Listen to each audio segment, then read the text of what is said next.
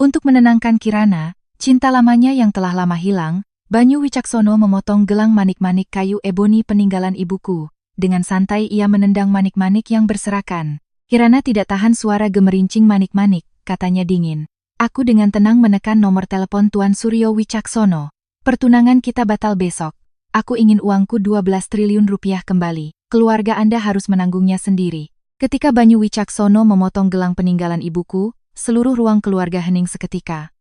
Manik-manik hitam berhamburan di lantai dengan suara ketukan pelan, tapi ia bahkan tidak bergeming. Ia hanya menendang satu manik yang paling dekat dengan Kirana. Kirana tidak tahan suara gemerincing manik-manik, katanya. Aku berdiri di tengah kediaman megah keluarga Wicaksono, dengan sautas tali putus yang menggantung di pergelangan tanganku. Itu adalah satu-satunya kenang-kenangan yang ditinggalkan oleh ibuku, Safira Anjani. Beliau adalah seorang perajin perhiasan, seorang wanita yang menghabiskan hidupnya, memperbaiki giok yang tak terhitung jumlahnya pecah, jepit rambut yang patah, dan mutiara yang retak. Namun sebelum meninggal, satu-satunya benda yang ia berikan kepadaku adalah gelang eboni yang tampaknya tidak mahal ini. Ia pernah berkata, dalam hidup ini, akan selalu ada seseorang yang mencoba memutus talimu. Manik-manik bisa dirangkai ulang jika berserakan, tapi jika manusianya yang hancur, jangan pernah melihat ke belakang. Dulu aku tidak mengerti, sekarang aku paham. Kirana duduk di belakang Banyu, wajahnya pucat, jari-jarinya mencengkeram lengan baju Banyu.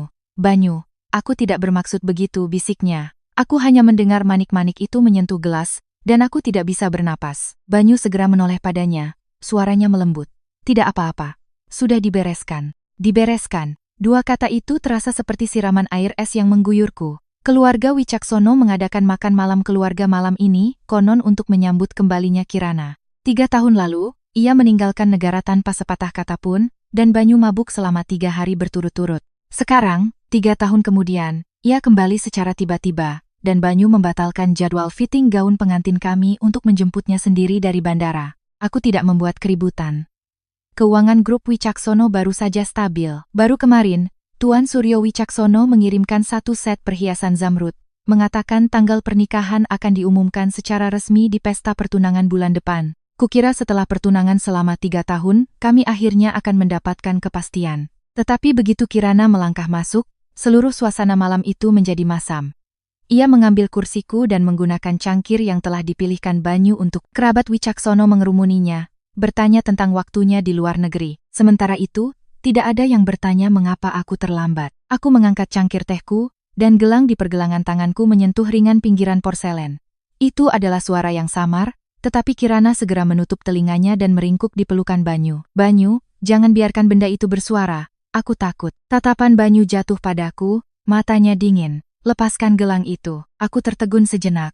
Ini peninggalan ibuku. Aku tahu. Keningnya berkerut. Tapi Kirana tidak nyaman. Aku tidak bergerak. Nyonya Ratih Wicaksono, yang duduk di kepala meja, angkat bicara dengan ringan. Itu hanya seuntai manik-manik tua. Anjani, kamu selalu menjadi yang paling pengertian. Kirana baru saja kembali ke tanah air. Kesehatannya rapuh. Mengalahlah sekali ini saja. Aku menatap Banyu, berharap ia akan mengingat malam peringatan kematian ibuku ketika ia berdiri bersamaku di pemakaman sepanjang malam. Ia pernah menyentuh gelang ini dan berkata, mulai sekarang, aku akan membantumu melindunginya. Tapi sekarang ia hanya mengulurkan tangannya, memintanya. Aku mundur selangkah. Napas Kirana tiba-tiba menjadi terengah-engah, matanya memerah sempurna. Sudahlah, Banyu, sebaiknya aku pergi. Seharusnya aku tidak kembali dan menyusahkanmu juga. Saat ia berdiri, ekspresi Banyu menjadi gelap. Ia mencengkeram pergelangan tanganku, cengkeramannya erat. Anjani, jangan gunakan ibumu untuk membuatku merasa bersalah setiap saat. Detik berikutnya, ia mengambil gunting dari meja samping. Krek, talinya putus, manik-maniknya jatuh. Satu menggelinding ke kaki Nyonya Ratih. Ia menjauhkan sepatunya seolah-olah benda itu kotor. Satu lagi menggelinding di dekat gaun Kirana. Ia tersentak dan Banyu menendangnya tanpa berpikir 2 kali. Manik itu membentur kaki meja dan menghilang ke dalam bayang-bayang. Aku mendengar sesuatu di dalam diriku patah juga. Semua orang di ruangan itu menatapku, beberapa dengan malu, yang lain dengan kegembiraan yang tak terselubung. Banyu meletakkan kembali gunting di atas meja, nadanya acuh tak acuh. Di masa depan, jangan bawa barang-barang yang berisik ke kediaman Wicaksono. Aku menatap bekas merah di pergelangan tanganku dan tiba-tiba tertawa pelan. Alis Banyu berkerut lebih dalam. Apa yang kau tertawakan? Aku tidak menjawab. Aku berlutut dan mulai memunguti manik-manik satu persatu. Beberapa menggelinding jauh, jadi aku berjalan untuk mengambilnya. Ruangan itu sunyi. Satu-satunya suara adalah dentuman pelan tumit sepatuku di tepi karpet.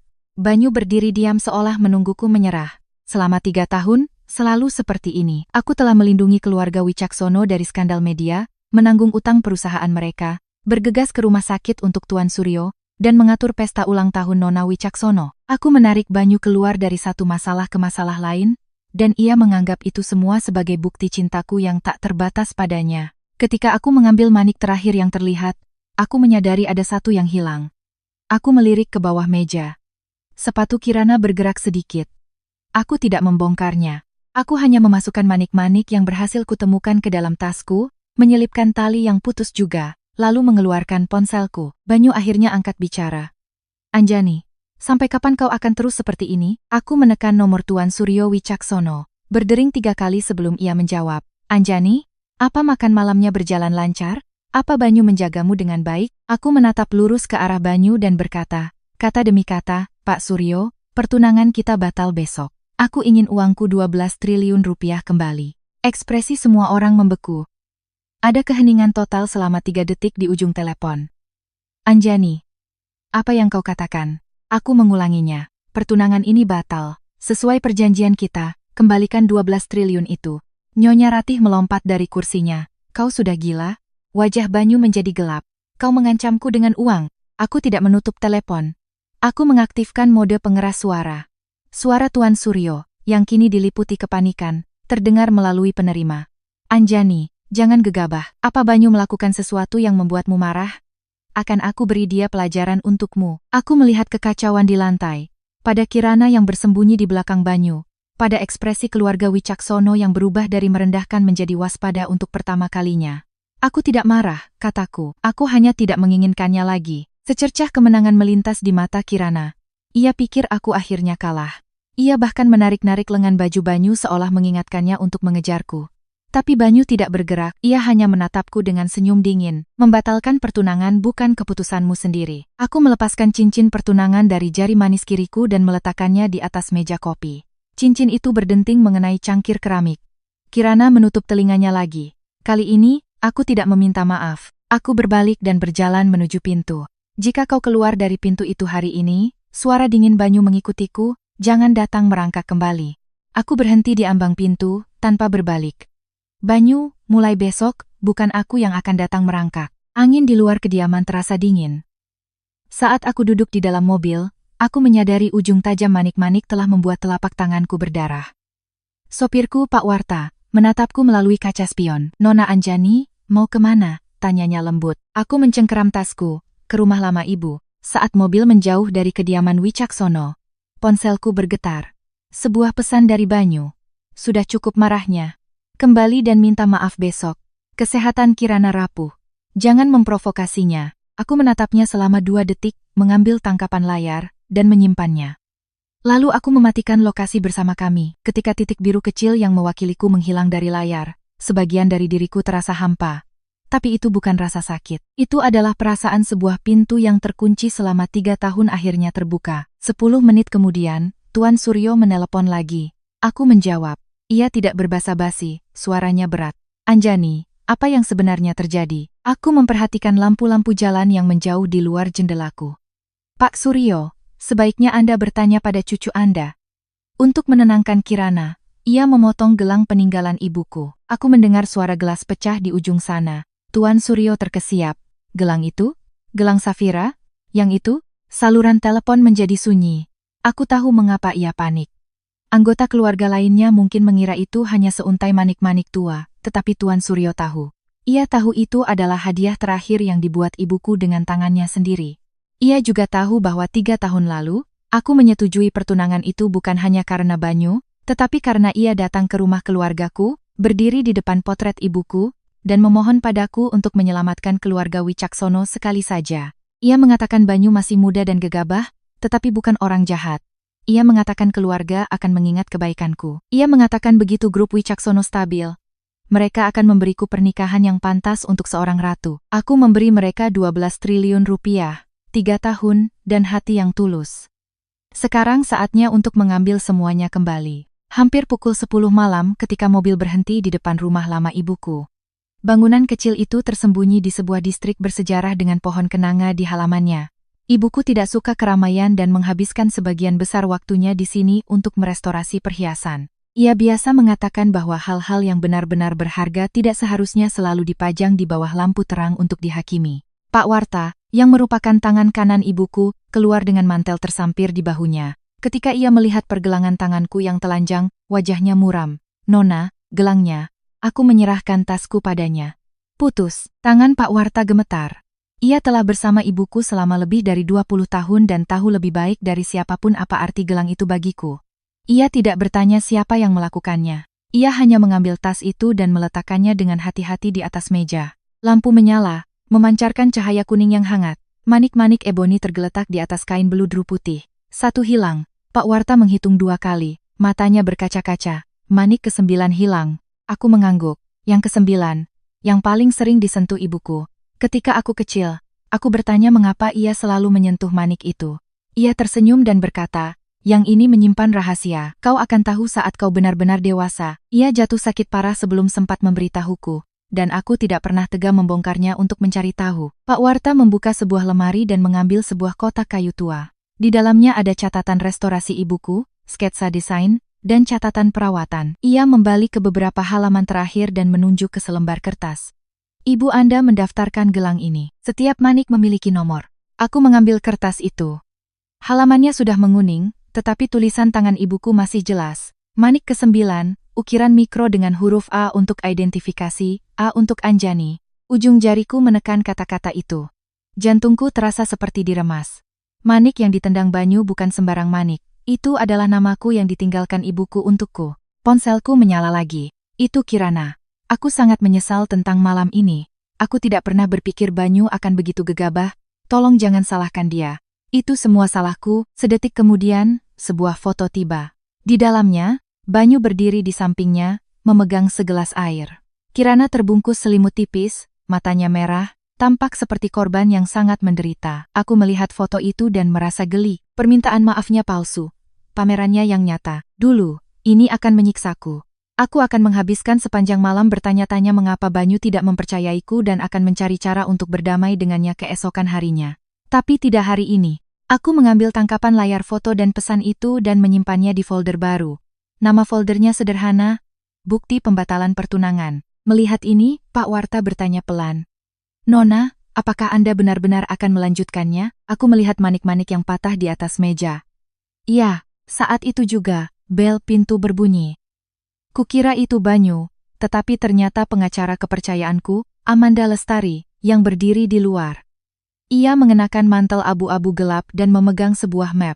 "Nona Anjani, saya datang begitu mendapat pesan Anda. Perjanjian suntikan dana 12 triliun rupiah ke grup Wicaksono 3 tahun lalu telah disusun oleh timnya, tim yang dibentuk ibuku untuk dana perwalianku. Kontraknya tebal." Keluarga Wicaksono sangat putus asa saat itu dan menyetujui segalanya. Salah satu klausulnya adalah klausul ganti rugi atas penghinaan pribadi yang besar dan pelanggaran pertunangan. Dinyatakan bahwa jika anggota inti keluarga Wicaksono membuatku mengalami penghinaan publik yang besar, dengan sengaja merusak properti pribadiku, atau jika ada tindakan pengkhianatan emosional yang jelas selama pertunangan, aku berhak secara sepihak mengakhiri perjanjian, dan menuntut pengembalian penuh pokok dan bunga yang disepakati dalam waktu 30 hari. Banyu mencibirnya saat itu. "Kau pikir kita akan membutuhkan klausul ini? Kau tidak percaya padaku?" Aku menjawab, "Bukan karena aku tidak percaya padamu. Ibuku mengajariku bahwa kau bisa berhati lembut dalam cinta, tetapi tidak pernah dalam kontrak." Ia marah selama setengah hari, tetapi Tuan Suryo membuatnya menandatanganinya. Sekarang, perjanjian itu akhirnya berguna. Amanda meninjau foto dan tangkapan layar yang telah kukumpulkan, lalu memeriksa tali yang putus. "Apakah ada rekaman CCTV dari makan malam itu?" "Ruang keluarga di kediaman Wicaksono memiliki kamera," kataku. "Pak Suryo memasangnya, katanya khawatir tentang barang-barang antiknya." Amanda mengangguk. "Itu cukup. Pukul 9 pagi besok, saya akan mengirimkan pemberitahuan resmi pembatalan dan penagihan dana ke grup Wicaksono." Pak Warta menambahkan dengan tenang dari samping, "Dan manik yang hilang." Aku menyerahkan buku catatan ibuku kepada Amanda. "Manik ke-9 kemungkinan besar diambil oleh Kirana." Amanda berhenti sejenak. "Ada buktinya?" "Belum. Kalau begitu kita jangan memberitahunya dulu. Manik itu memiliki nomor seri dan fitur unik. Begitu ia menunjukkannya, kita bisa mengidentifikasinya. Aku mengangguk. Saat itu juga, suara mobil mengerem tajam terdengar dari luar. Banyu ada di sini. Ia tidak membunyikan bel, hanya mendorong gerbang terbuka dan masuk. Ia sudah sering ke sini, dulu aku memberinya kunci. 6 bulan lalu, ia bilang Kirana mungkin butuh tempat yang tenang untuk pulih setelah kembali dan bertanya apakah ia bisa meminjam rumah ini untuk sementara waktu. Aku menolak.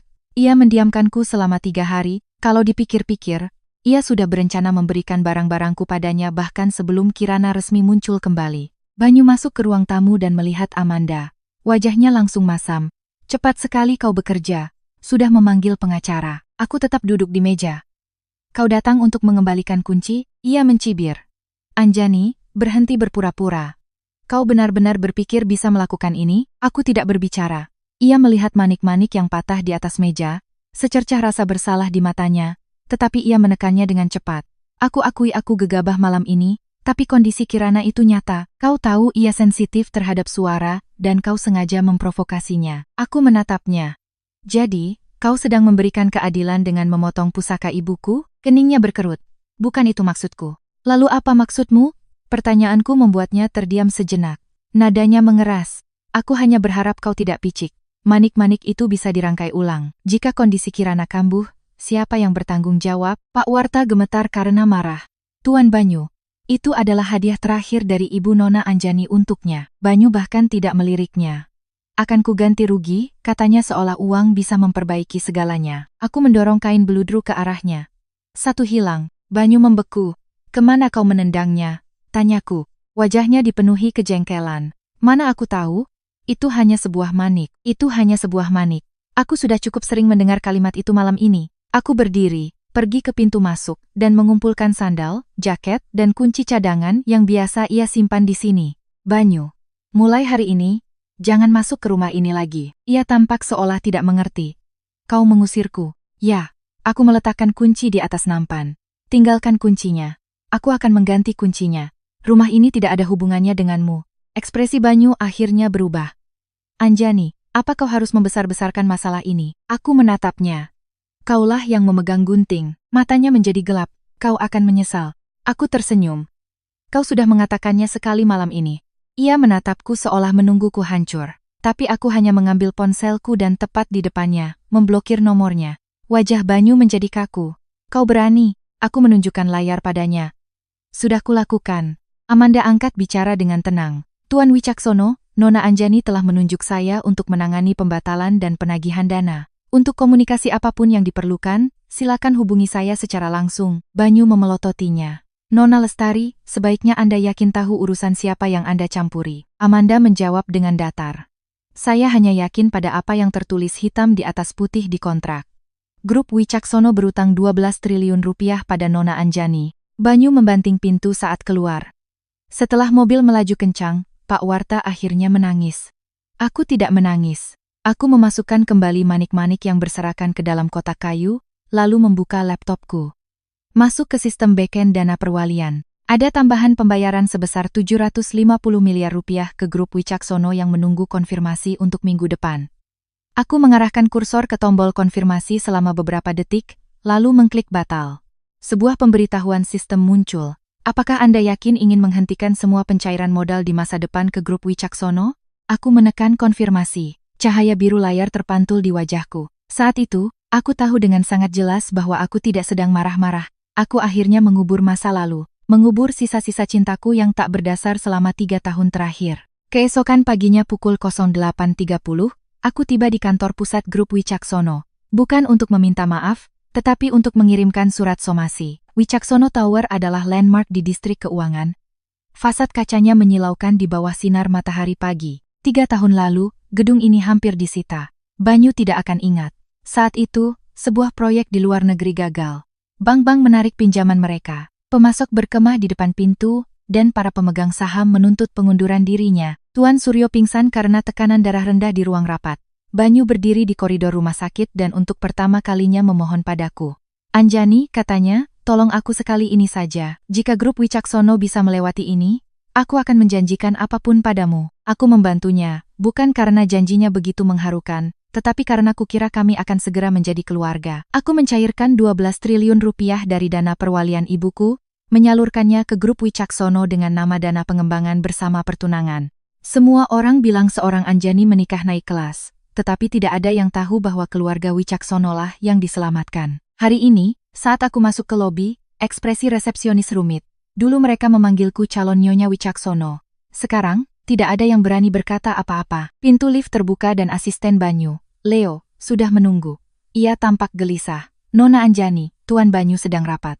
Mungkin Anda bisa menunggu di lounge. Aku melirik tablet di tangannya. Apakah Tuan Suryo ada di rapat itu? Leo ragu-ragu. Iya, sempurna. Aku berjalan lurus menuju ruang rapat utama. Leo mencoba menghalangiku tetapi Amanda sudah ada di sana untuk menghentikannya. Kami sudah mengirimkan pemberitahuan resmi sebelumnya. Grup Wicaksono sudah menandatanganinya. Ketika pintu ruang rapat didorong terbuka, ruangan itu penuh. Tuan Suryo duduk di kepala meja, wajahnya pucat pasi. Nyonya Ratih duduk di sampingnya, mengerutkan kening begitu melihatku. Banyu sedang berdiri di dekat proyektor, tampaknya di tengah presentasi. Dan Kirana juga ada di sana. Ia mengenakan setelan celana pucat dan duduk di sebelah kanan Banyu, tampak seperti nyonya rumah yang baru. Semua mata tertuju padaku. Banyu angkat bicara lebih dulu. Ini bukan tempat untuk drama. Aku mengabaikannya dan berjalan ke ujung lain meja rapat.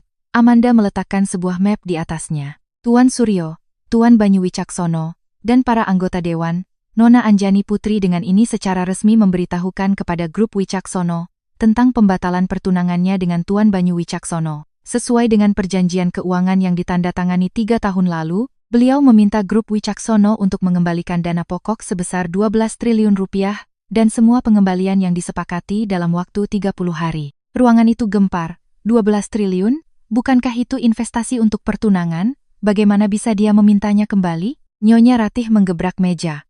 Anjani, jangan tidak tahu malu. Wanita mana yang meminta uang kembali setelah membatalkan pertunangan? Aku menatapnya. Nyonya Ratih, itu adalah investasi perusahaan, bukan hadiah pernikahan. Amanda menyalakan proyektor. Salinan pindaian perjanjian muncul di layar. Di halaman paling depan tertera tanda tangan Tuan Suryo Wicaksono dan Banyu Wicaksono. Sifat dana, pinjaman tujuan khusus bersyarat dan modal dukungan strategis, kondisi pemicu, pengakhiran pertunangan, pelanggaran material oleh pihak Wicaksono, penghinaan pribadi besar atau perusakan properti dengan sengaja oleh anggota inti keluarga Wicaksono terhadap pihak Anjani, lingkup penagihan, pokok pengembalian yang disepakati, denda pelanggaran, dan kerugian terkait, setiap baris sangat jelas. Wajah beberapa anggota Dewan Wicaksono berubah di tempat. Banyu menatap layar, wajahnya membatu. Kau sudah mempersiapkan ini sejak awal, aku sudah menyuruhmu membacanya dengan cermat saat kau menandatanganinya 3 tahun lalu, kataku. Ia mencibir. Jadi, kau sudah waspada terhadapku sejak awal. Pengacara yang ditinggalkan ibuku waspada terhadap semua orang, kataku, menatapnya, dan ternyata, mereka benar. Kirana tiba-tiba batuk pelan. Ia berdiri, matanya kembali memerah. Anjani, aku tahu kau membenciku, tapi Banyu hanya gegabah. Mengapa kau melampiaskannya pada mata pencaharian begitu banyak orang di grup Wicaksono? Kata-katanya cerdas, langsung melukiskanku bukan sebagai korban, tetapi sebagai wanita pendendam yang menyandera karyawan perusahaan. Nyonya Ratih segera menyahut. Benar, Kirana sakit parah tadi malam. Sudah cukup kau tidak menunjukkan kepedulian, sekarang kau mencoba membangkrutkan keluarga. Apa kau tidak punya hati nurani? Aku mengeluarkan sebuah foto dari tasku. Foto telapak tanganku dari malam sebelumnya dengan goresan berdarah dari ujung tajam manik-manik yang patah. Kita bisa membahas hati nuraniku nanti, kataku, menoleh ke Kirana. Kau bilang kau tidak tahan suara gemerincing manik-manik. Wajah Kirana memutih. Aku punya diagnosis medis untuk PTSD. Banyu segera melangkah di depannya. Cukup, penyakit Kirana bukanlah sesuatu untuk kau permalukan di depan umum. Baiklah, aku mengangguk. Kalau begitu, mari kita bicara tentang Banyu Wicaksono. Aku membuka map lain. Pada makan malam keluarga tadi malam, Banyu Wicaksono secara pribadi menggunakan gunting untuk memotong pusaka ibuku. Saksi-saksinya termasuk Nyonya Ratih, berbagai anggota keluarga, dan Kirana. Ada rekaman CCTV di ruang keluarga. Jika Tuan Suryo tidak bersedia memberikannya, kami akan mengajukan mosi untuk mengamankan bukti tersebut. Tuan Suryo memejamkan matanya. Ia tahu ia tidak bisa menyembunyikannya. Akan kuberikan rekamannya. Banyu menatap kakeknya dengan tajam. Kakek, Tuan Suryo menggebrak meja. Kau diam. Itu adalah pertama kalinya dalam 3 tahun aku mendengarnya menggunakan nada itu pada Banyu. Ruangan menjadi hening. Tuan Suryo menatapku, suaranya berat. Anjani, apa yang terjadi semalam adalah kesalahan Banyu. Aku akan membuatnya meminta maaf padamu. Mengenai pertunangan dan uang, mari kita bicarakan. Tidak ada yang perlu dibicarakan. Aku meletakkan cincin pertunanganku di atas meja rapat. Cincin itu berputar di permukaan kaca sejenak sebelum berhenti di depan Banyu. Aku mengakhiri pertunangan ini, aku ingin uangku kembali. Banyu menatap cincin itu, retakan pertama muncul di ketenangannya. Tapi ia dengan cepat menahannya. Anjani, katanya dingin, kau pikir grup Wicaksono tidak bisa bertahan tanpamu? Aku menatapnya. Silakan coba. Tiba-tiba, Kirana mencengkeram meja, wajahnya pucat.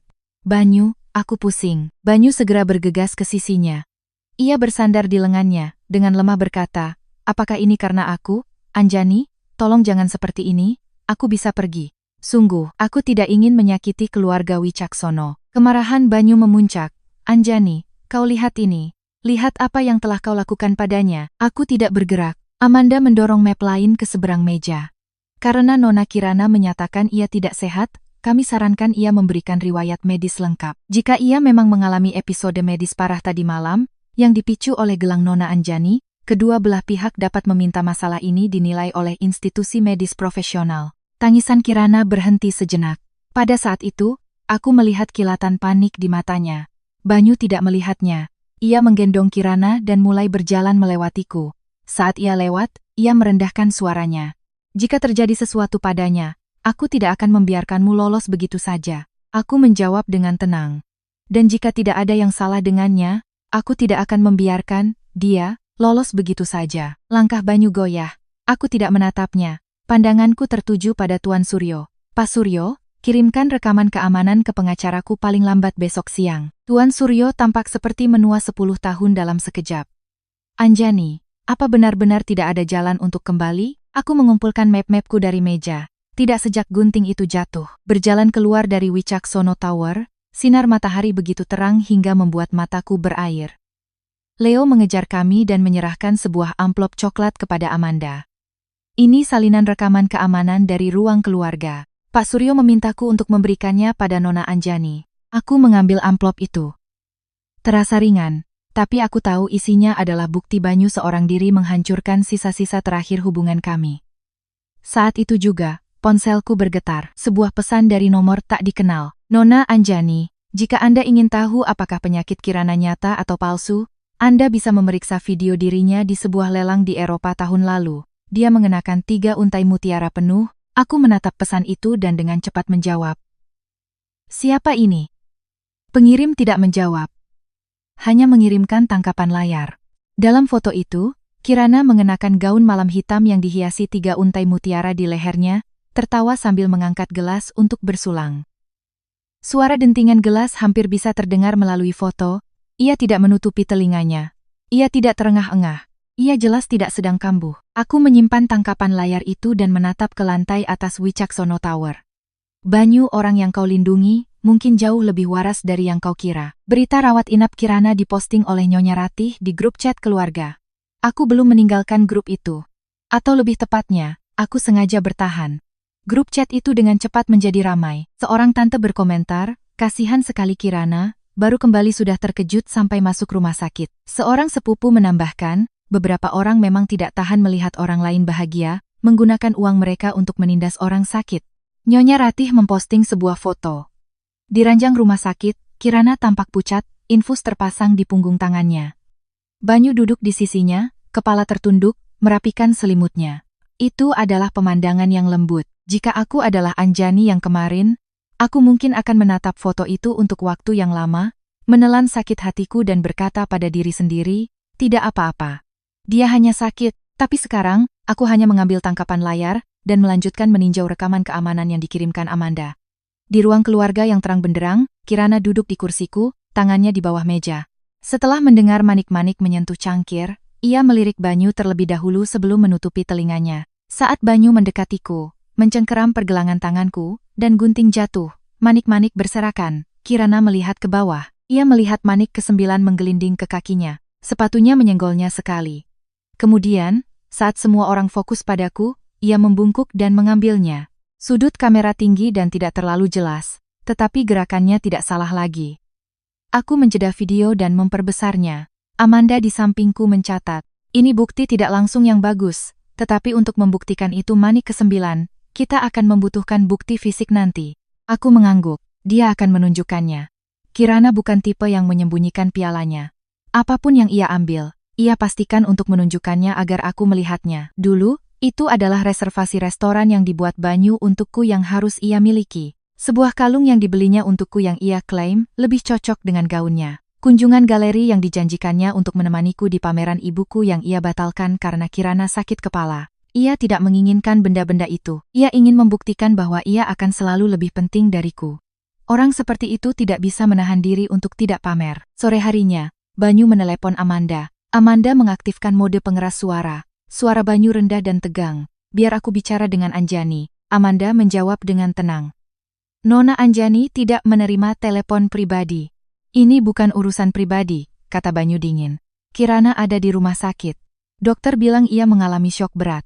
Anjani harus datang ke sini dan meminta maaf. Aku menatap mata Amanda dan mengangguk sedikit. Amanda berkata, Tuan Wicaksono, jika Nona Kirana percaya Nona Anjani menyebabkan kerugian padanya, silakan berikan rekam medis, diagnosis, dan bukti penyebabnya. Kami akan menanganinya sesuai hukum. Banyu terdiam beberapa detik. Amanda, berhenti menggunakan hukum untuk menekanku.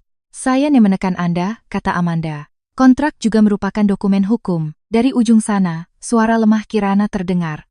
Banyu, jangan mempersulit Anjani. Aku yakin dia tidak bermaksud. Nada Banyu langsung melembut. Jangan bicara, istirahat saja. Lalu kepada Amanda, ia berkata, katakan pada Anjani, jika dia tidak ada di rumah sakit pukul 8 malam ini untuk meminta maaf, dia tidak perlu repot-repot datang ke pesta pertunangan. Aku tertawa kecil. Amanda bertanya, haruskah saya menjawab? Katakan padanya, kataku, bahwa aku akan menghadiri pesta pertunangan tepat waktu. Amanda menyampaikan pesan itu. Banyu jelas terkejut. Apa maksudnya? Aku mengambil telepon. Banyu, kataku, sampai jumpa di pesta pertunangan. Lalu aku menutup telepon. Malam itu, nomor tak dikenal mengirimiku pesan lagi. Kali ini berupa tautan video. Judulnya dalam bahasa Inggris. Lokasinya, sebuah lelang perhiasan pribadi kecil di Swiss. Kirana mengenakan gaun berpayat yang dipenuhi permata dari leher hingga pergelangan tangan hingga telinganya. Ia berbaur, tertawa, dan berdenting gelas.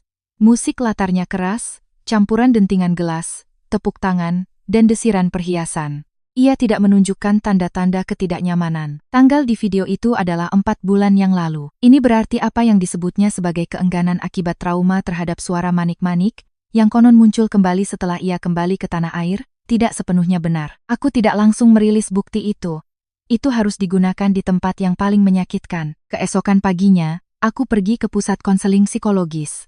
Bukan untuk menggali privasi Kirana, tetapi untuk menemui seorang kenalan lama, Dr. Evans. Ia adalah teman ibuku, dan telah memberiku konseling duka setelah ibuku meninggal. Aku menunjukkan kepadanya wawancara dan video Kirana yang tersedia untuk umum. Aku bertanya, apakah seseorang dengan respons trauma parah yang nyata terhadap suara manik-manik dan dentingan gelas akan bisa menghadiri gala seperti itu 4 bulan sebelumnya, berbalut perhiasan sepanjang waktu? Dr. Evans tidak memberikan jawaban langsung. Ia menjelaskan bahwa trauma psikologis bisa bervariasi dan tidak bisa dinilai dari satu video. Namun, ia berkata jika seseorang mengklaim bahwa suara dentingan samar menyebabkan kesulitan bernapas, namun mereka bisa dengan nyaman berada di lingkungan dengan suara serupa yang jauh lebih kuat untuk waktu yang lama, itu akan membutuhkan penjelasan medis yang jauh lebih komprehensif. Dan jika tidak ada penjelasan, katanya, maka orang tidak bisa berharap orang lain akan memberikan akomodasi tanpa batas. Aku menghafal kalimat itu. Saat aku meninggalkan pusat konseling, Pak Warta menelepon, Nona, di catatan restorasi ibu Anda, ada foto asli gelang itu. Bagian belakang manik ke-9 memiliki serat diagonal alami yang unik. Aku menyuruhnya mengirim foto itu. Di dalamnya, manik itu tampak biasa dari depan, tetapi di sisinya ada tanda gelap berbentuk bulan sabit. Aku menatapnya lama. Di samping foto itu ada tulisan tangan ibuku, manik ke-9, serat gelap seperti bulan sabit, huruf A untuk Anjani. Jika kau pernah dianiaya, semoga manik ini mengingatnya untukku. Hidungku terasa perih. Aku tiba-tiba mengerti mengapa ia mengukir inisialku. Bukan untuk menyembunyikan rahasia. Itu untuk suatu hari nanti membuktikan bahwa gelang ini milikku. untuk membuktikan bahwa ia belum sepenuhnya menghilang dari dunia ini. Pukul 3 sore. Situs web grup Wicaksono tiba-tiba memposting pemberitahuan tentang pesta pertunangan. Judulnya formal, Perayaan Pertunangan Tuan Banyu Wicaksono, pewaris grup Wicaksono, dan Nona Anjani Putri. Di bawahnya ada fotoku, yang diambil 3 tahun lalu ketika aku masih menatap Banyu dengan tatapan lembut dan penuh kekaguman. Begitu pemberitahuan itu keluar, ponselku dibanjiri pesan dari teman-teman. Anjani, kukira kalian sedang bertengkar. Apa keluarga Wicaksono mencoba memaksamu? Ada apa dengan Kirana? Bukankah dia masuk rumah sakit? Aku menatap halaman web itu dan merasakan absurditas. Mereka memanjakan Kirana di pelukan mereka sambil menggunakan namaku untuk meyakinkan publik. Keluarga Wicaksono tidak menginginkanku. Mereka menginginkan citra Anjani Putri masih bersama keluarga Wicaksono. Aku meneruskan tangkapan layar itu ke Amanda. Tambahkan ini ke daftar. Penggunaan kemiripan saya tanpa izin dan representasi yang keliru atas pertunangan kami untuk tujuan promosi. Amanda menjawab dengan cepat.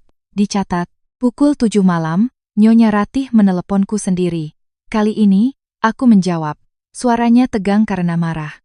Anjani, apa sebenarnya yang kau coba lakukan? Perusahaan memposting pemberitahuan pertunangan itu adalah sebuah tawaran damai. Jangan tidak tahu berterima kasih.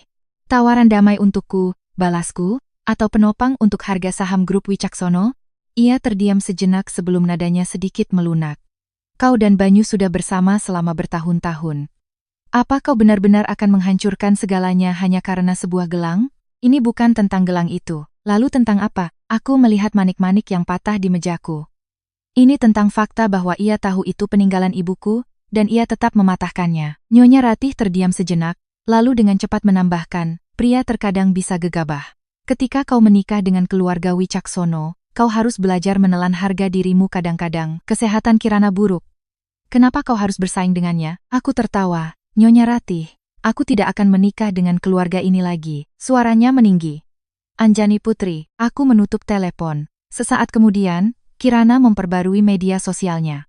Itu adalah foto dirinya dalam gaun malam putih berdiri di depan cermin. Keterangannya berbunyi, beberapa kebahagiaan datang sedikit terlambat, tetapi selalu menemukan jalannya kembali ke rumah.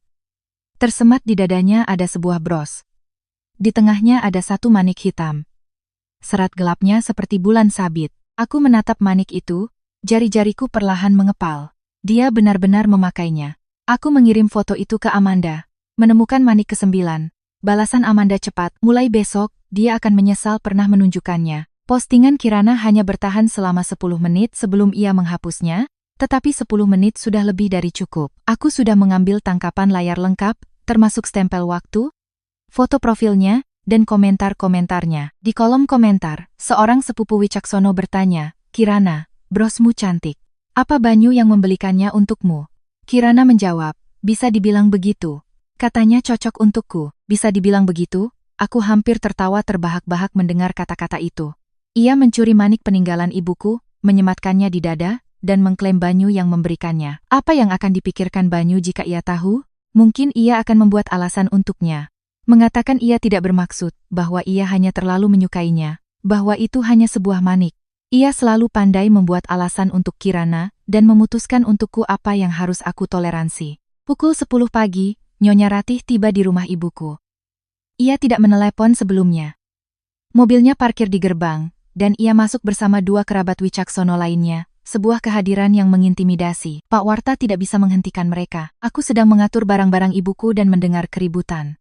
Melangkah keluar dari ruang restorasi, Nyonya Ratih melihat manik-manik di atas meja, kilatan jijik di matanya. Anjani, apa kau benar-benar akan memperlakukan insiden kecil ini seperti akhir dunia? Aku menyuruh Pak Warta menuangkan teh. Nyonya Ratih tidak duduk. Ia membanting sebuah undangan ke atas meja. Pesta pertunangan telah diumumkan.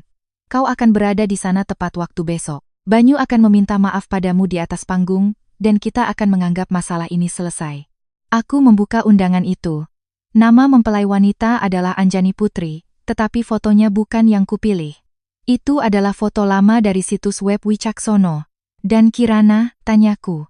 Wajah Nyonya Ratih menegang. Kirana hanyalah teman Banyu. Berhentilah terobsesi padanya. Apakah seorang teman akan mengenakan gaun pesta pertunanganku? Nyonya Ratih mengerutkan kening. Gaun itu dipesan oleh keluarga Wicaksono. Apa salahnya dia mencobanya? Aku menutup undangan itu. Nyonya Ratih, apakah Anda di sini hari ini untuk memberitahu saya atau untuk memohon kepada saya? Ekspresinya berubah. Tantenya mencibir di sampingnya. Anjani, jangan sombong. Seorang gadis tanpa dukungan keluarga yang menikah dengan keluarga Wicaksono adalah sebuah berkah. Kau menggunakan 12 triliun itu untuk membuat pernyataan hanya untuk melihat Banyu menundukkan kepalanya. Wajah Pak Warta memucat karena marah. Aku mengangkat tangan untuk menghentikannya. Anda sudah selesai, Tante. Apa aku salah? Ibumu sudah meninggal bertahun-tahun. Masih meributkan manik-manik tak berharga. Udara menjadi hening. Aku berdiri perlahan. Minta maaf, Tante itu terkejut. Apa? Minta maaf atas apa yang baru saja Anda katakan tentang ibu saya. Nyonya Ratih segera melangkah di antara kami. Anjani, dia keluarga. Tunjukkan sedikit rasa hormat. Apa salahnya dengan sedikit kritik? Jangan terlalu sensitif. Aku mengeluarkan ponselku dan menekan tombol rekam. Aku sudah merekam apa yang baru saja dikatakan. Jika keluarga Wicaksono tidak masalah dengan menghina orang yang sudah meninggal, silakan lanjutkan. Wajah tante itu memutih. Nyonya Ratih menggertakkan giginya. Kau merekam kami sekarang. Aku menatapnya.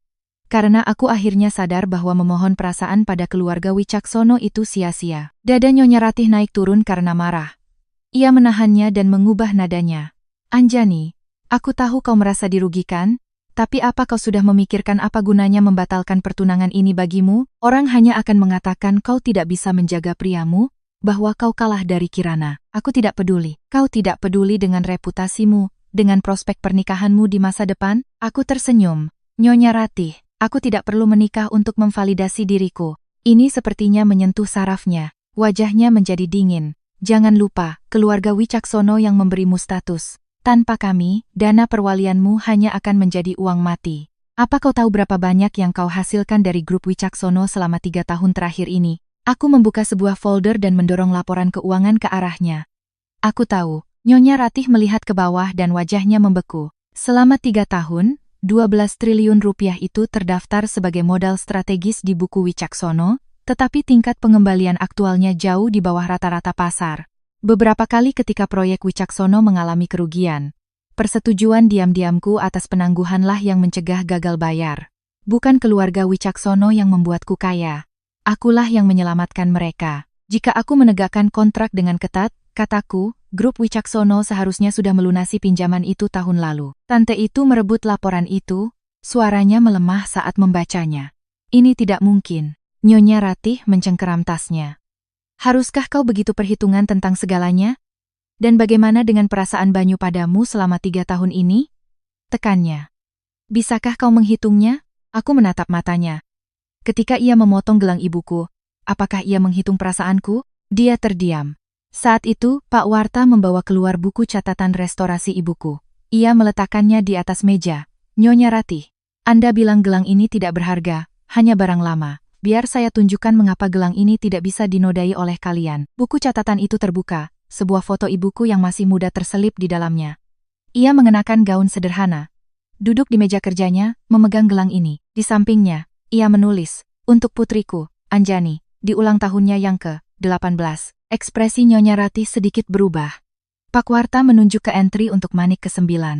Manik ini berisi ukiran mikro yang dibuat oleh Nyonya Safira sendiri. Ia mengukirnya saat sedang sakit parah. Tangannya gemetar saat itu. Ia akan mengukir 1 goresan lalu beristirahat. Butuh 7 hari penuh. Aku melihat kata-kata itu, mataku terasa panas. Nyonya Ratih menghindari tatapanku. Tante itu bergumam, itu tetap tidak seharga 12 triliun, kan? Aku menutup buku catatan itu. Tentu saja tidak seharga 12 triliun, kataku, menatap mereka. Tapi itu seharga aku mengakhiri pertunangan ini. Nyonya Ratih akhirnya kehilangan kesabarannya. Anjani, jangan keterlaluan. Keluarga Wicaksono tidak membutuhkanmu. Aku mengangguk. Kalau begitu, sampai jumpa besok. Dia terkejut. Kau setuju datang ke pesta pertunangan? Aku akan datang. Ekspresi lega melintas di wajah Nyonya Ratih. Bagus. Berpakaianlah yang bagus besok. Jangan membuat kita menjadi bahan tertawaan. Aku mengambil undangan itu dan perlahan merobeknya menjadi 2.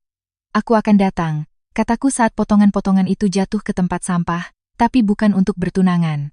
Ekspresi Nyonya Ratih perlahan mengeras. Sebelum pergi, ia menatapku untuk terakhir kalinya. Anjani, Banyu paling benci diancam. Jika kau terus seperti ini, kau akan berakhir tanpa apa-apa. Aku tidak mengantarnya keluar. Pak Warta berdiri di dekat pintu, suaranya khawatir. Nona, apa Anda benar-benar akan pergi besok? Bagaimana jika mereka mencoba mempersulit Anda? Aku melihat manik-manik yang patah di atas meja. Mereka sudah melakukannya. Sore itu, Amanda membawa seorang ahli permata ke rumah. Kami memotret, memberi nomor, dan menyegel manik-manik yang tersisa sebagai bukti. Ahli permata itu, seorang wanita bernama Dr. Wen, pernah menjadi murid ibuku. Ketika ia melihat tali yang putus, matanya memerah.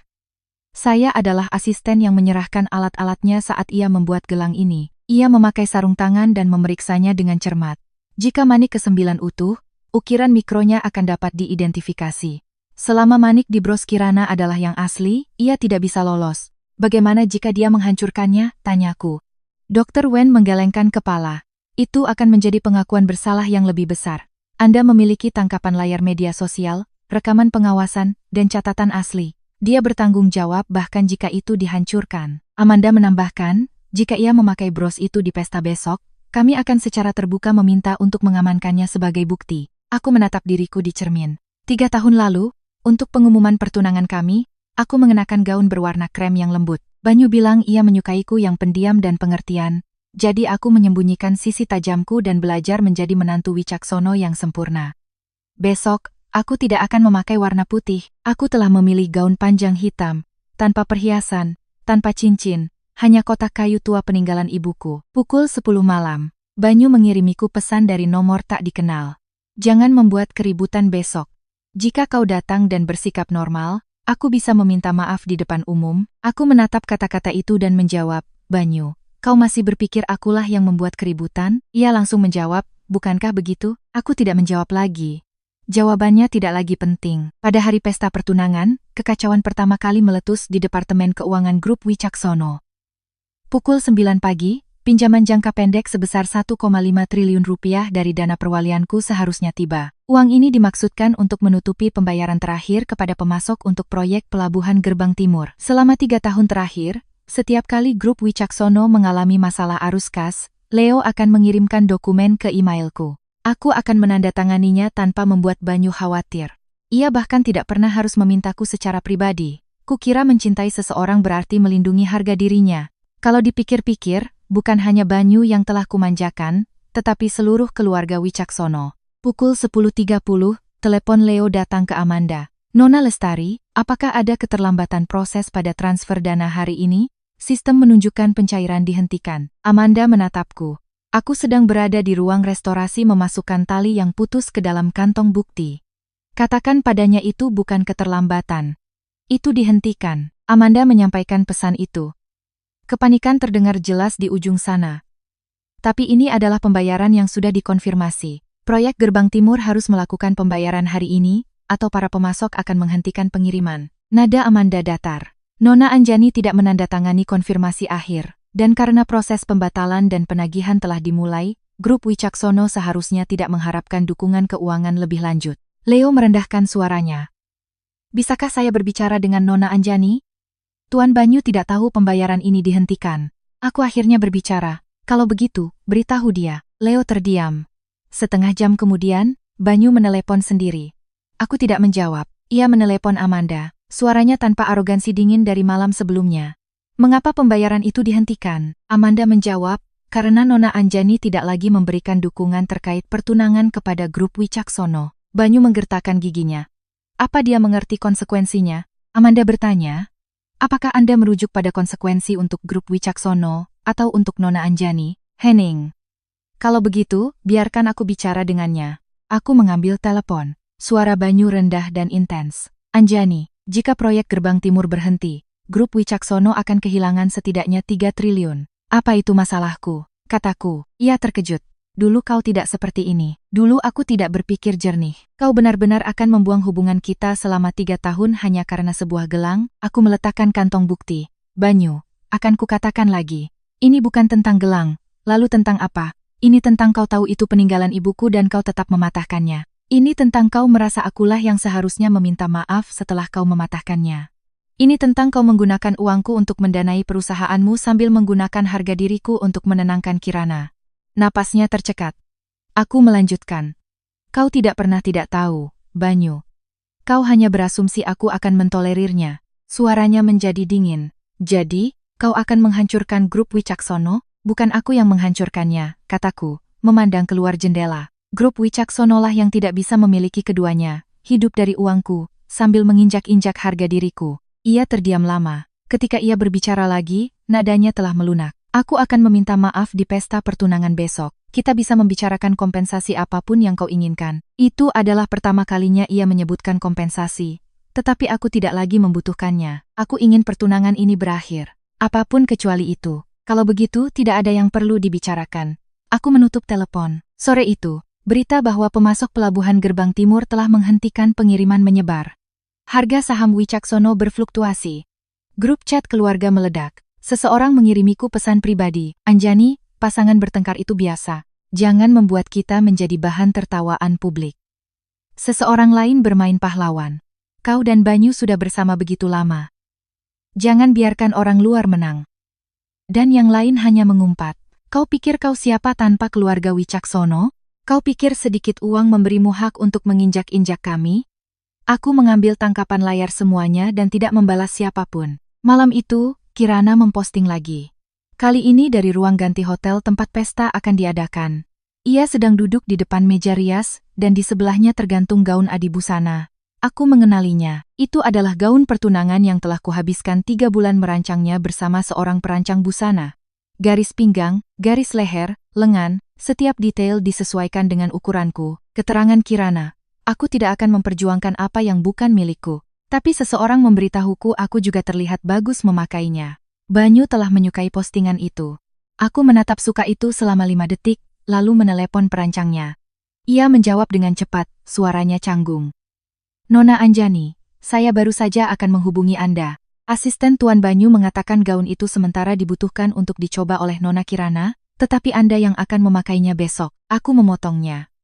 Siapa yang menandatangani kontrak untuk gaun itu? Anda. Siapa yang membayarnya? Anda juga. Lalu siapa yang berhak memutuskan siapa yang memakainya? Perancangnya diam. Kirimkan gaun itu kembali ke rumah ibuku sebelum besok, kataku. Jika sudah dipakai oleh Kirana, simpan semua catatan dan rekaman keamanan dari fitting itu. Aku akan menuntut ini sebagai pelanggaran kontrak. Perancangnya segera mengerti. Segera, Nona Anjani. 1 jam kemudian, berita bocor dari ruang ganti hotel. Kirana sedang di tengah-tengah mencoba gaun itu ketika staf dari rumah desain memintanya untuk melepaskannya. Ia menangis di tempat. Banyu bergegas datang dan berdebat dengan staf yang hanya menyatakan, Tuan Banyu, kepemilikan gaun ini adalah milik Nona Anjani. Percakapan itu direkam oleh seorang karyawan hotel dan beredar di beberapa lingkaran sosial kecil. Dalam video itu, Kirana berdiri dengan gaun setengah resleting, wajahnya penuh penghinaan. Banyu menyampirkan jasnya di atasnya dan memelototi orang yang merekam dengan tatapan membunuh. Aku menonton video itu dan mematikan ponselku. Tidak ada rasa kemenangan, hanya kesadaran menyedihkan tentang betapa bodohnya aku. Bahkan gaun pertunanganku sendiri, yang kubayar, bisa dengan begitu santai diberikan kepada wanita lain untuk menenangkannya. Pukul 11 malam, Banyu muncul di luar rumah ibuku. Kali ini ia tidak bisa masuk, kuncinya sudah diganti. Ia berdiri di luar gerbang menatapku melalui jeruji besi. Aku mengenakan pakaian santai memegang secangkir air panas. Hal pertama yang ia katakan, ketika melihatku adalah sebuah tuduhan. Kau menyuruh mereka mengambil kembali gaun itu. Itu milikku. Ada masalah dengan aku mengambilnya kembali? Kirana harus hadir besok. Dia tidak punya gaun yang cocok. Aku hampir mengira salah dengar. Dan, Banyu mengerutkan kening. Kau punya begitu banyak gaun. Apa salahnya meminjamkannya satu? Aku menatapnya. Angin menggesek daun-daun pohon kenanga di halaman. Tiba-tiba aku teringat ia melamarku di bawah pohon ini bertahun-tahun yang lalu. Ia berlutut, matanya merah karena emosi. Anjani, katanya, mulai sekarang, aku tidak akan pernah membiarkanmu menghadapi kesedihanmu sendirian. Sekarang, ia berkata, kau punya begitu banyak. Kenapa tidak membiarkannya memiliki satu? Banyu, tanyaku, apa kau masih ingin aku menghadiri pesta pertunangan besok? Ia ragu-ragu. Ya. Kalau begitu dengarkan baik-baik, aku berbicara perlahan. Suaraku terdengar melintasi gerbang. Aku akan berada di sana besok, tapi aku tidak akan memakai gaun yang kau pilih. Aku akan memakai cincin yang kau berikan. Aku tidak akan menerima permintaan maafmu. Dan aku tidak akan lagi menjadi tameng keluarga Wicaksono. Matanya menjadi gelap. Apa yang kau rencanakan di pesta itu? Aku tersenyum. membiarkan semua orang melihat persis apa yang kau lakukan. Sedikit kepanikan akhirnya memasuki mata Banyu. Anjani, jangan memaksaku, aku memaksamu? Aku menatapnya. Gunting ada di tanganmu. Manik-manik ada di lantai. Kirana ada di pelukanmu. Banyu, siapa yang memaksa siapa? Ia terdiam. Saat itu juga, teleponnya berdering. Itu Kirana. Ia melirik layar dan menjawab, suaranya lembut, tetapi cukup keras untuk kudengar. Banyu, tolong jangan bertengkar dengan Anjani besok. Aku bukan yang terpilih. Banyu segera berpaling dariku. Jangan konyol. Aku dalam perjalanan kembali. Ia masuk ke mobilnya dan pergi tanpa menoleh padaku lagi. Aku berdiri di dalam gerbang, memperhatikan lampu belakangnya menghilang. Pak Warta datang ke sisiku. Nona, apa Anda kedinginan? Aku menggelengkan kepala. Tidak, karena mulai saat ini, Banyu Wicaksono tidak bisa lagi menyakitiku. Pada pagi hari pesta pertunangan, keluarga Wicaksono mengirim konvoi 3 mobil untuk menjemputku. Mereka parkir di depan rumah ibuku, sebuah pertunjukan besar. Leo keluar dari mobil pertama memegang sebuah kotak hadiah. Nona Anjani, Tuan Banyu memintaku untuk mengantarkan ini. Aku membukanya. Di dalamnya ada satu set perhiasan berlian. Batu utamanya besar, potongannya sangat bagus. Dulu, aku mungkin bertanya-tanya apakah ia akhirnya belajar cara menenangkanku. Tapi sekarang, aku hanya melihat label harganya. Itu adalah inventaris yang tidak terjual dari koleksi tahun lalu dari lini perhiasan milik Wicaksono sendiri. Bawa kembali, kataku. Leo tampak tertekan. Tuan Banyu bilang akan ada banyak tamu hari ini dan berharap Anda akan mempertimbangkan gambaran besarnya. Gambaran besar yang mana? Tanyaku. Gambaran besar harga saham grup Wicaksono atau gambaran besar Kirana membuat penampilan yang anggun? Leo menundukkan kepalanya, tidak bisa menjawab. Aku menyerahkan kotak itu kembali padanya. Katakan pada Banyu aku tidak memakai sisa orang lain. Wajah Leo adalah campuran dari rasa malu dan pasrah saat ia membawa kotak itu pergi. Aku tidak naik mobil mereka. Aku pergi dengan mobilku sendiri bersama Amanda dan Dr. Wen menemaniku. Kotak kayu tua ibuku ada di pangkuanku. Di dalamnya ada gelang yang patah, catatan asli, laporan gemologi, dan salinan rekaman pengawasan makan malam. Ketika kami tiba di hotel, pintu masuk sudah dipenuhi mobil-mobil mewah. Keluarga Wicaksono adalah ahli dalam menjaga penampilan. Dinding bunga besar dihiasi dengan nama kami, Anjani Putri, Banyu Wicaksono. Aku melihat nama kami berdampingan dan tidak merasakan apa-apa. Seorang staf bergegas menyambutku. Nona Anjani, Tuan Banyu sedang menunggu Anda di lounge. Aku akan ke ballroom dulu, kataku. Staf itu terkejut. Tapi ada gladi bersih sebelum upacara. Aku tidak akan gladi bersih hari ini. Aku berjalan lurus masuk. Ballroom sudah setengah penuh dengan tamu. Kerabat Wicaksono menatapku dengan ekspresi campur aduk. Beberapa lega, beberapa memiliki kilatan schadenfreude di mata mereka, dan beberapa berbisik, dia datang juga. Sepertinya dia tidak bisa melepaskannya. Aku mendengar mereka, tetapi tidak berhenti. Di atas panggung berdiri pajangan untuk cincin pertunangan, bukan yang kutinggalkan di meja. Banyu telah menggantinya dengan yang lebih besar lagi, mungkin berpikir ini akan membuktikan ia bersedia menawariku jalan turun. Tapi aku tidak lagi berdiri di panggungnya. Pintu lounge sedikit terbuka, aku bisa mendengar suara Kirana. Banyu, kurasa ini bukan ide yang bagus. Lagi pula ini pesta pertunanganmu dan Anjani. Apa dia tidak akan marah kalau aku memakai ini? Suara Banyu. Jangan khawatirkan dia. Kirana tertawa pelan. Tapi kau memberiku bros ini. Aku berhenti, mengintip melalui celah pintu. Kirana mengenakan gaun pink pucat. Bros itu tersemat di dadanya. Manik hitam berada di tengahnya. Serat bulan sabit tidak salah lagi. Banyu berdiri di depannya, merapikan selendangnya. Nadanya lembut. Kalau kau suka, pakailah. Kirana menatapnya.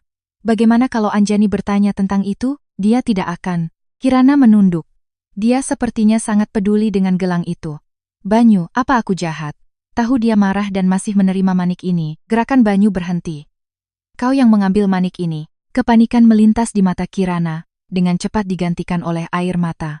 Aku hanya takut terinjak. Aku akan mengembalikannya pada Anjani. Tapi kemudian kau bilang itu cocok untukku. Jadi aku. Banyu diam. Aku berdiri di luar pintu, hampir tertawa terbahak-bahak. Jadi Banyu tidak tahu dia telah berbohong tentang Banyu yang memberikannya, dan Banyu telah mempercayainya. Betapa ironisnya, tunanganku bahkan tidak bisa mengingat apakah ia telah menghadiahkan manik curian atau tidak. Saat itu juga, Leo melihatku. Wajahnya memutih. Nona Anjani. Orang-orang di ruangan itu berbalik serentak. Kirana secara naluriah menutupi brosnya. Banyu melihatku, keningnya berkerut. Kapan kau sampai di sini? Baru saja, kataku. Tatapanku terpaku pada bros itu. Nona Kirana. Itu aksesori yang indah. Wajah Kirana memucat sejenak sebelum ia tersenyum rapuh. Anjani, tolong jangan salah paham. Aku kebetulan mengambil ini saat kebingungan malam itu. Aku akan mengembalikannya padamu, tapi Banyu bilang aku harus menyimpannya untuk sementara. Banyu menatapnya. Air mata Kirana langsung mulai jatuh. Banyu, aku tidak bermaksud berbohong padamu. Aku hanya takut Anjani akan salah paham padamu. Kata-katanya sekali lagi menarik Banyu kembali ke sisinya. Seperti yang diduga, ia melangkah di depannya. Karena sudah ditemukan, aku akan menyuruhnya mengembalikannya padamu setelah pesta. Kembalikan sekarang, kataku. Kirana mencengkeram selendangnya. Aku tidak enak badan hari ini. Peniti terpasang sangat erat. Bisakah kita menunggu sampai setelah pesta? Tidak. Wajah Banyu menjadi gelap. Kita punya ruangan penuh tamu. Apa kau harus membuat keributan di sini? Aku menatapnya. Bagaimana merebut kembali pusaka ibuku adalah membuat keributan? Cukup, desisnya. Aku akan membuatnya mengembalikannya. Ingat saja hari ini hari apa. Aku mengangguk. Tentu saja, aku tidak lupa. Hari ini adalah hari keluarga Wicaksono membangun panggung untuk drama mereka sendiri. Dan ini juga hari aku meruntuhkannya. Air mata Kirana mengalir di wajahnya. Banyu, mungkin sebaiknya aku pergi. Aku benar-benar tidak ingin kalian berdua bertengkar karena aku. Banyu segera meraih pergelangan tangannya. Kau tetap di sini. Lalu ia menatapku. Anjani, upacara akan segera dimulai. Kita bisa menangani ini nanti. Dulu, aku takut dengan nada itu, nada seorang hakim, seorang komandan, yang menyiratkan bahwa satu kata lagi dariku akan menjadi tindakan pemberontakan. Tapi hari ini, aku hanya merasa bosan. Aku berbalik dan meninggalkan lounge. Di belakangku, aku bisa mendengar isak tangis Kirana dan suara menghibur Banyu. Jangan takut. Aku di sini. Aku berjalan ke tepi ballroom tempat Amanda menunggu. Sudah dikonfirmasi? Tanyanya. Dikonfirmasi. Bros itu ada padanya. Dr. Wen memakai sarung tangannya dan membuka perangkat analisisnya. Begitu dilepas, saya bisa melakukan identifikasi awal di tempat. Aku melihat ke arah panggung. Pembawa acara sudah memanaskan suasana. Layar besar di belakangnya memutar tayangan slide foto Banyu dan aku. Ada foto kami di rumah sakit bersama Tuan Suryo. Aku menemaninya ke gala tahunan grup Wicaksono, ia membantuku masuk ke mobil setelah aku minum untuknya. Bagi orang luar, kami tampak seperti pasangan yang saling mencintai. Hanya aku yang tahu bahwa di balik setiap foto ada konsesi lain, kompromi lain. Pembawa acara tersenyum. Hari ini, kita berkumpul untuk menyaksikan pertunangan Tuan Banyu Wicaksono, pewaris grup Wicaksono, dan Nona Anjani Putri yang cantik. Tepuk tangan memenuhi ruangan saat Banyu berjalan ke atas panggung dari pintu samping. Ia mengenakan setelan hitam yang disesuaikan, tampak tampan tetapi tegang. Ia melihatku berdiri di antara penonton dan tampak sedikit rileks. Saat itu, aku mengerti. Ia benar-benar percaya bahwa kehadiranku di sini berarti aku telah menyerah. Ia mengulurkan tangannya kepadaku. Anjani, naiklah. Semua mata di ruangan itu beralih padaku. Sambil memegang kotak kayu tua ibuku, aku menaiki tangga ke atas panggung. Banyu berbisik, bekerja samalah hari ini. Aku akan menebusnya. Aku menatapnya. Banyu, aku punya satu pertanyaan terakhir untukmu. Ia mengerutkan kening. Apa? Hari kau memotong gelang itu? Kataku. Apa kau menyesal? Ia terdiam sejenak. Seluruh ruangan memperhatikan kami. Kirana di barisan depan tampak gugup. Banyu akhirnya berbicara. Aku bisa meminta maaf. Bukan aku menyesal, tapi aku bisa meminta maaf. Aku tersenyum. Kalau begitu tidak perlu. Aku menoleh ke pembawa acara. Permisi. Boleh aku? Pembawa acara membeku. Aku mengambil mikrofon. Ballroom perlahan menjadi sunyi. Aku memandang lautan wajah. Semua orang yang menunggu untuk melihatku menundukkan kepala. Suaraku jelas. Bapak-bapak, ibu-ibu, hari ini bukan pesta pertunangan. Wajah Banyu berubah drastis. Anjani, aku tidak berhenti. Ini adalah pesta pembatalan. Ini adalah pesta pembatalan. Suaraku bergema melalui sound system, memenuhi setiap sudut ballroom. Keheningan turun, diikuti oleh gelombang bisikan terkejut. Nyonya Ratih melompat berdiri, wajahnya pucat pasi. Anjani, omong kosong apa yang kau bicarakan? Banyu meraih mikrofon, tetapi Amanda sudah di atas panggung, menghalangi jalannya. Tuan Wicaksono, harap perhatikan perilaku Anda di tempat umum. Banyu memelototiku, matanya dipenuhi badai amarah dan ketidakpercayaan. Kau benar-benar akan melakukan ini di sini? Aku menoleh padanya. Banyu, aku sudah bilang aku akan membiarkan semua orang melihat apa yang kau lakukan. Aku memberi isyarat ke ruang teknis. Layar besar menjadi hitam. Sedetik kemudian, Rekaman pengawasan dari ruang keluarga kediaman Wicaksono muncul. Video itu menunjukkan aku di meja kopi, lalu Kirana menutupi telinganya. Itu menunjukkan Banyu bangkit, berjalan ke arahku, mencengkeram pergelangan tanganku, dan mengambil gunting. Krek! Bahkan melalui pengeras suara, suaranya sangat jelas. Manik-manik berserakan di lantai. Bisikan di antara penonton langsung mati. Semua orang melihat Banyu menendang manik-manik, dan mereka juga melihat Kirana, di tengah kekacauan, membungkuk dan mengambil satu. Aku menekan jeda, layar membeku pada gambar Kirana yang sedang membungkuk, duduk di barisan depan. Wajahnya benar-benar pucat pasi. Banyu melihatnya juga, ia menoleh padanya. Kirana. Air mata Kirana langsung jatuh. Tidak, Banyu, bukan seperti itu. Aku hanya takut manik itu terinjak. Aku tidak memberinya kesempatan untuk melanjutkan penampilannya. Aku membuka kotak kayu dan menunjukkan tali yang putus dan manik-manik yang tersisa kepada penonton. Gelang ini adalah pusaka yang ditinggalkan oleh ibuku, Safira Anjani. Banyu tahu itu. Layar beralih ke catatan restorasi ibuku. Nomor seri, foto, dan catatan untuk setiap manik ditampilkan dengan jelas. Aku menavigasi ke entry untuk manik ke-9. Yang diambil Nona Kirana dan dibuat menjadi bros adalah manik ke-9. Ada inisialku terukir di bagian dalam, dan serat berbentuk bulan sabit di bagian luar. Dr. Wen melangkah ke atas panggung, menampilkan foto-foto asli. Saya adalah murid almarhumah Safira Anjani. Catatan ini asli dan valid. Manik ke-9 memiliki karakteristik yang dapat diidentifikasi dengan jelas. Desahan terdengar di antara kerumunan. Jadi, dia benar-benar mencuri pusaka ibunya dan memakainya ke pesta pertunangan? Itu menjijikkan. Kirana menggelengkan kepala. Terisak tak terkendali. Tidak, aku tidak bermaksud mengambilnya. Aku hanya takut dengan suaranya. Aku menatapnya. Nona Kirana. Kau bilang kau tidak tahan suara gemerincing manik-manik? Ia berpegangan pada itu sebagai penyelamat. Ya, aku punya PTSD. Aku benar-benar kambuh. Aku memutar video kedua. Lelang di Swiss. Kirana berbalut 3 untai mutiara, tertawa dan berdenting gelas di tengah keramaian. Musik, gelas, tepuk tangan bercampur menjadi satu. Ia berseri-seri, tidak menunjukkan tanda-tanda ketidaknyamanan. Aku memperbesar tanggal video di sudut bawah layar. 4 bulan yang lalu, bisikan semakin keras. Wajah Kirana pucat pasi. Hari itu, aku sedang baik-baik saja. Aku menunjukkan bukti ketiga. Postingan media sosialnya. Ia memakai bros dengan keterangan tentang kebahagiaan yang kembali. Di bawahnya, balasannya sendiri kepada seorang sepupu, bisa dibilang Banyu yang memberikannya padaku. Banyu menyaksikan, wajahnya perlahan membatu. Ia akhirnya sadar bahwa ia telah dipermainkan, tetapi sudah terlambat. Aku mengangkat dokumen terakhir. Sekarang, mari kita bicara tentang uang. Nyonya Ratih menjerit. Apa kau belum cukup mempermalukan kami? Aku menatapnya. Nyonya Ratih, bukan aku yang dipermalukan. Amanda menampilkan proyektor lagi. Perjanjian keuangan dari 3 tahun lalu, catatan transfer dana 12 triliun rupiah. Rincian penggunaan grup Wicaksono halaman demi halaman muncul di layar. Selama 3 tahun terakhir, Amanda mengumumkan, telah beredar rumor bahwa Nona Anjani menikah naik status. Kenyataannya, 3 tahun lalu, rantai keuangan grup Wicaksono putus. Suntikan dana sebesar 12 triliun rupiah dari dana perwalian atas nama Nona Anjani yang menyelamatkan perusahaan dari gagal bayar utang. Ruangan itu meledak. Apa? Keluarga Anjani menyelamatkan Wicaksono? Kukira dia yang menaiki tangga sosial. Keluarga macam apa ini? Mengambil uangnya lalu menghancurkan pusaka ibunya. Tuan Suryo duduk di meja utama, wajahnya kelabu karena kalah.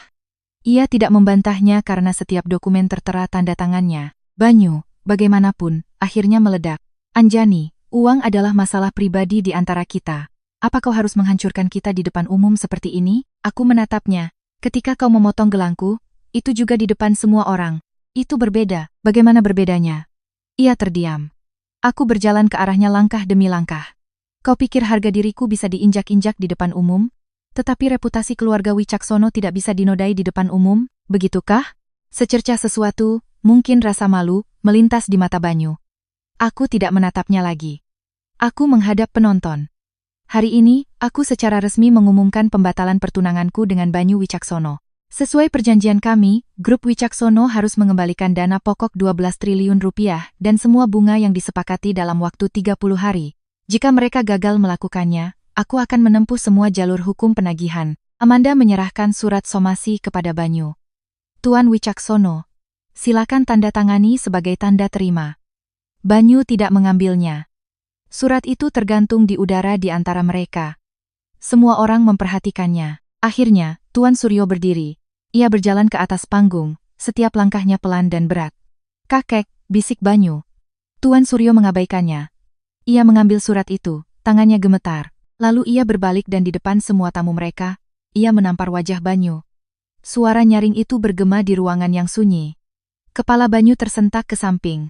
Ekspresinya penuh ketidakpercayaan. "Kakek!" Suara Tuan Suryo bergetar karena marah. "Kau diskors." Banyu membeku. Nyonya Ratih bergegas ke atas panggung. "Ayah, tolong tenang, aku ingin semua orang tahu," raung Tuan Suryo. Ia menunjuk Banyu. "Kau dicopot dari jabatan CEO-mu efektif segera.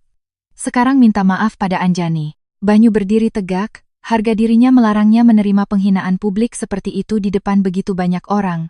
Tapi kakeknya lebih tahu. Grup Wicaksono tidak bisa menahan pukulan finansial ini sekarang. Proyek Gerbang Timur terhenti. Bank-bank mengawasi.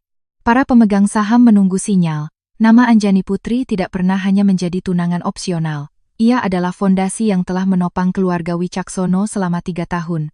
Dan sekarang fondasi itu sedang ditarik. Tuan Suryo menatapku, matanya memohon. "Anjani, aku tahu kami salah. Keluarga telah berbuat salah padamu. Tolong beri kami sedikit waktu." Aku berkata dengan tenang. 30 hari, tertulis dengan jelas di perjanjian. Bibir Tuan Suryo bergerak.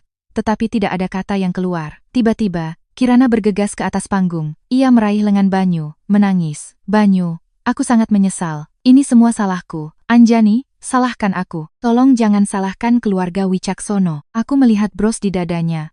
"Baiklah," Kirana membeku. Aku berjalan ke arahnya. "Kalau begitu, mulailah dengan mengembalikan manik ibuku." Ia secara naluriah mundur. Banyu menatapnya. "Kirana, kembalikan padanya." Kirana menggigit bibirnya. "Kaitnya rusak, aku tidak bisa melepasnya." Dr. Wen mencibir. "Aku bisa melepasnya." Ia maju dengan tangan bersarung tangannya. Kirana mencoba menghindar. Tetapi Amanda sudah memberi isyarat kepada keamanan hotel ke atas panggung. "Nona Kirana, bros ini dianggap bagian dari penyelidikan atas penyelewengan pusaka pribadi dan merupakan bukti material. Mohon kerjasamanya." Di bawah panggung, lautan kamera ponsel terangkat. Kirana akhirnya panik. Ia menatap Banyu untuk meminta bantuan. "Banyu." Kali ini, Banyu tidak langsung melindunginya. Ia hanya menatap bros itu. Ekspresinya penuh jijik. Dr. Wen dengan hati-hati melepas bros itu dan melepaskan manik hitam dari tempatnya. Ia memeriksanya dengan kaca pembesar portabel, lalu mendongak. Dikonfirmasi, serat bulan sabit eksternal cocok dengan catatan. Ia membalik manik itu dan menyesuaikan cahaya. Terproyeksi di layar adalah huruf AA yang terukir mikro. Kecil tapi tidak salah lagi. Desahan kolektif terdengar di ruangan itu. Air mataku sendiri akhirnya mengancam akan jatuh. Bukan untuk Banyu, tetapi untuk ibuku. Nama yang ia tinggalkan untukku akhirnya berbicara atas namaku. Aku mengambil manik itu, memasukkannya kembali ke dalam kotak kayunya, dan berbalik untuk meninggalkan panggung. "Anjani," panggil Banyu di belakangku. Itu adalah pertama kalinya malam itu ia tidak menggunakan nama lengkapku. Aku tidak berhenti. Ia mengejarku dari panggung dan meraih pergelangan tanganku. Genggamannya jauh lebih lembut daripada malam ia mematahkan gelang itu. "Mari kita bicara." Aku menarik tanganku. "Pengacaraku yang akan bicara denganmu." Matanya merah. "Apa kau harus seperti ini?" Aku menatapnya. "Banyu, kaulah yang memutus talinya." Dengan itu, aku berjalan keluar dari ballroom. Di belakangku, aku mendengar suara raungan Tuan Suryo yang sudah tua sekali lagi. Minta maaf padanya. Kali ini, aku tidak menoleh ke belakang untuk melihat apakah ia melakukannya. Koridor di belakang ballroom itu panjang. Begitu aku mencapai ujungnya, aku mendengar langkah kaki tergesa-gesa. Banyu telah mengikutiku keluar. Kerah jasnya kusut, dan bekas merah tamparan kakeknya masih terlihat di pipinya. Banyu di masa lalu selalu sempurna. Bahkan selama masa tergelap grup Wicaksono, ia bisa berdiri di tengah keramaian dengan senyum tipis yang acuh tak acuh. Tapi sekarang ia akhirnya berantakan. "Anjani," panggilnya. Suaranya serak. Aku berhenti. Bukan karena hatiku melunak, tetapi karena beberapa hal perlu dikatakan untuk diselesaikan. Amanda dan Dr. Wen berdiri di jarak yang sopan. Banyu menatap kotak kayu di tanganku. "Aku tidak tahu dia memiliki manik itu. Kau tahu atau tidak?" Kataku, tidak mengubah fakta bahwa kau memotong gelang itu. Ia menelan ludah. "Aku hanya sangat khawatir tentang Kirana. Dia, lihat, potongku, selalu dia." Banyu membeku. Aku menatap matanya. "Selama 3 tahun. Setiap kali kau memintaku untuk berkompromi, itu dimulai dengan kata-kata itu. Kesehatan Kirana rapuh. Kirana baru saja kembali. Kirana merasa tidak aman. Kirana tidak tahan suara keras. Aku tertawa kering. Banyu, dia tidak tahan suara manik-manik, jadi kau memotong pusaka ibuku. Jika besok dia tidak tahan suara napasku, apa kau akan memintaku untuk menghilang juga? Wajahnya memutih. Aku tidak pernah berpikir begitu, tapi itulah yang telah kau lakukan. Pintu di ujung lorong terbuka dan Nyonya Ratih bergegas keluar. Matanya merah dan bengkak. Anjani, kami salah tadi. Tolong jangan membawa masalah ini ke ekstrem. Aku menatapnya. Nyonya Ratih, saya hanya melaksanakan ketentuan kontrak. Kontrak. Itu saja yang kau bicarakan sekarang. Serunya, hancur. Dulu kau tidak seperti ini. Kau selalu peduli pada gambaran besar. Gambaran besar dulu adalah aku yang menanggung kerugian, kataku. Dia terdiam. Tuan Suryo muncul juga. Bersandar berat pada tongkat, punggungnya lebih bungkuk dari sebelumnya. Anjani, keluarga akan membayar kembali uang itu, tapi 30 hari terlalu ketat. Beri kakekmu waktu 6 bulan. Aku tidak langsung menjawab. Ia melanjutkan. Kami akan membayar tingkat bunga tertinggi. Banyu akan mengeluarkan permintaan maaf publik, dan Kirana tidak akan pernah muncul di depanmu lagi. Kirana, yang mengikuti mereka keluar, mendengar ini dan wajahnya memutih. Pak Suryo. Tuan Suryo memberinya tatapan tajam. Kau diam. Kirana, seperti rusa yang ketakutan, mulai menangis lagi. Ia menatap Banyu, tapi kali ini Banyu tidak bergerak ke sisinya. Ia hanya berdiri di sana diam-diam memperhatikanku. 6 bulan tidak mungkin, kataku. Tuan Suryo mencengkeram tongkatnya. 3 bulan, 30 hari, sesuai kontrak. Nyonya Ratih memohon. Apa kau mencoba menghancurkan keluarga Wicaksono? Aku menatapnya. Nyonya Ratih, baru tadi malam di rumahku, Anda bilang keluarga Wicaksono tidak membutuhkanku. Jika demikian, membayar kembali uang itu dalam 30 hari seharusnya tidak menjadi masalah. Wajah Nyonya Ratih membeku. Ia tidak bisa berkata apa-apa. Banyu tiba-tiba berbicara. Aku akan mencari cara. Nyonya Ratih menoleh padanya. Banyu, ia tidak menatapnya. Ia hanya menatapku. Tapi bisakah kau menghapus video-videonya? Begitu banyak tamu yang merekam semuanya. Itu akan merusak reputasi perusahaan. Aku tertawa. Kau masih memikirkan perusahaan terlebih dahulu. Itu tanggung jawabku, katanya mendesak. Dan bagaimana denganku? Ia membeku. Aku adalah tunanganmu. Tanggung jawab apa yang pernah kau ambil untukku? Koridor menjadi sunyi senyap. Aku mencengkeram kotak kayu. Pada peringatan kematian ibuku, kau bersama Kirana mencoba gaun. Ketika kakekmu dirawat di rumah sakit, aku tinggal di sisinya selama 3 malam sementara kau pergi menonton kembang api bersama Kirana. Ketika grup Wicaksono dalam masalah, aku menyelamatkanmu dengan uangku sendiri, dan kau bilang aku tidak bisa memahami tekanan yang kau alami. Banyu, prioritasmu selalu jelas, keluarga pertama, Kirana kedua, dirimu ketiga. Aku menatapnya. Aku tidak pernah ada dalam daftar. Mata Banyu memerah. Ia tampak ingin membantah, tetapi tidak bisa menemukan sepatah kata pun. Tiba-tiba, Kirana berlutut, terisak. Bukan kepadaku, tetapi kepada Banyu. Banyu, tolong jangan biarkan kita berakhir seperti ini karena aku. Aku akan pergi. Aku akan pergi sekarang juga. Ia bergegas berdiri untuk lari, tetapi dengan sengaja tersandung. Dulu, Banyu akan bergegas menangkapnya. Kali ini, ia hanya maju setengah langkah sebelum berhenti. Kirana jatuh ke lantai. Ekspresinya retak sejenak. Pada saat itu, beberapa tamu mengintip dari pintu masuk ballroom. Seseorang tertawa pelan. Bukankah dia terlihat seperti hampir tidak bisa berdiri semenit yang lalu? Jatuh itu agak terlalu disengaja. Sepertinya Tuan Banyu tidak termakan lagi. Kirana mendengar bisikan itu, wajahnya pucat pasi. Ia akhirnya sadar penonton tidak lagi di pihaknya. Ia bergegas berdiri dan dengan berlinang air mata memohon padaku, aku benar-benar tidak bermaksud. Aku hanya sangat menyukai manik itu. Kukira kau tidak akan keberatan. Aku menatapnya. Kau mencuri pusaka ibuku. Aku tidak mencurinya. Rekaman keamanan mengatakan sebaliknya. Napasnya tercekat. Kau mengambilnya, membuatnya menjadi bros, mempostingnya secara online, dan mengatakan kebahagiaan telah kembali padamu. Mata Kirana bergerak panik. Aku hanya menulis apa saja. Tidak apa-apa, kataku. Kau bisa memberikan penjelasan yang sama di pengadilan. Darah mengering dari wajahnya. Banyu akhirnya menoleh padanya. Mengapa kau berbohong padaku? Air mata mengalir di wajahnya. Aku tidak berbohong. Aku hanya sangat takut kehilanganmu. Banyu, hidupku di luar negeri sangat buruk. Ketika aku kembali, kau adalah satu-satunya yang kumiliki. Jadi, kau menggunakan pusaka ibunya untuk memprovokasinya. Suara Banyu sangat rendah. Kirana terkejut. Ia mungkin tidak pernah menyangka Banyu akan menggunakan nada itu padanya. Banyu, apa kau menyalahkanku? Banyu tidak menjawab. Ia hanya menatapku. Matanya adalah pusaran rasa bersalah, syok, dan kepanikan yang terlambat datang. Tapi aku tidak lagi membutuhkan semua itu. Amanda melangkah maju. Nona Anjani, para wartawan telah tiba. Apakah Anda akan melanjutkan dengan pernyataan pembatalan seperti yang direncanakan? Ekspresi Banyu menegang. Wartawan, karena grup Wicaksono secara terbuka mengumumkan pertunangan, kataku, sudah sepantasnya aku secara terbuka mengoreksi catatannya. Tidak. Jerit Nyonya Ratih. Aku menatapnya. Nyonya Ratih, kemarin Anda menggunakan namaku untuk menstabilkan citra perusahaan Anda tanpa meminta izin dariku. Tuan Suryo memejamkan matanya. Ia tahu ia tidak bisa menghentikan ini. 10 menit kemudian di sebuah aula samping hotel, media telah berkumpul.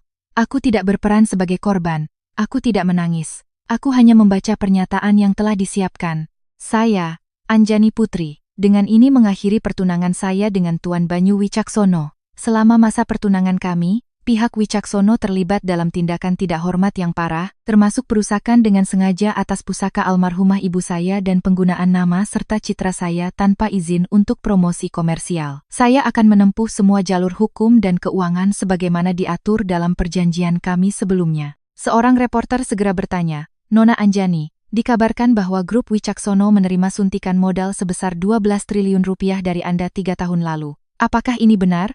Aku menatap langsung ke kamera. Itu benar. Ruangan itu gempar. Reporter lain bertanya, apakah ada kemungkinan rekonsiliasi dengan Tuan Wicaksono? Banyu berdiri tidak jauh, wajahnya kaku.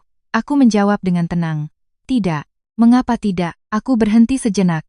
Karena beberapa hal, sekali rusak, tidak seharusnya dirangkai kembali. Aku mengeluarkan cincin pertunangan dan meletakkannya di nampan bukti di depan kamera. Saya ingin Tuan Wicaksono mengambil ini kembali juga. Warna memudar dari wajah Banyu.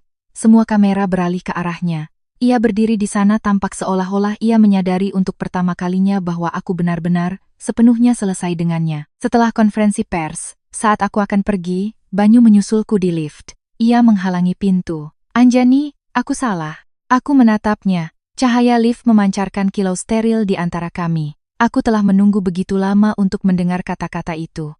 Aku telah menunggu sampai kata-kata itu tidak lagi berpengaruh padaku. Banyu, kataku, terlambat, bahkan jika kau memohon. Pintu lift perlahan tertutup, menutupi wajahnya. Saat itu, aku akhirnya menutup pintu pada bagian diriku yang telah menunggunya kembali. Setelah pernyataan pembatalan, situasinya menjadi tidak terkendali.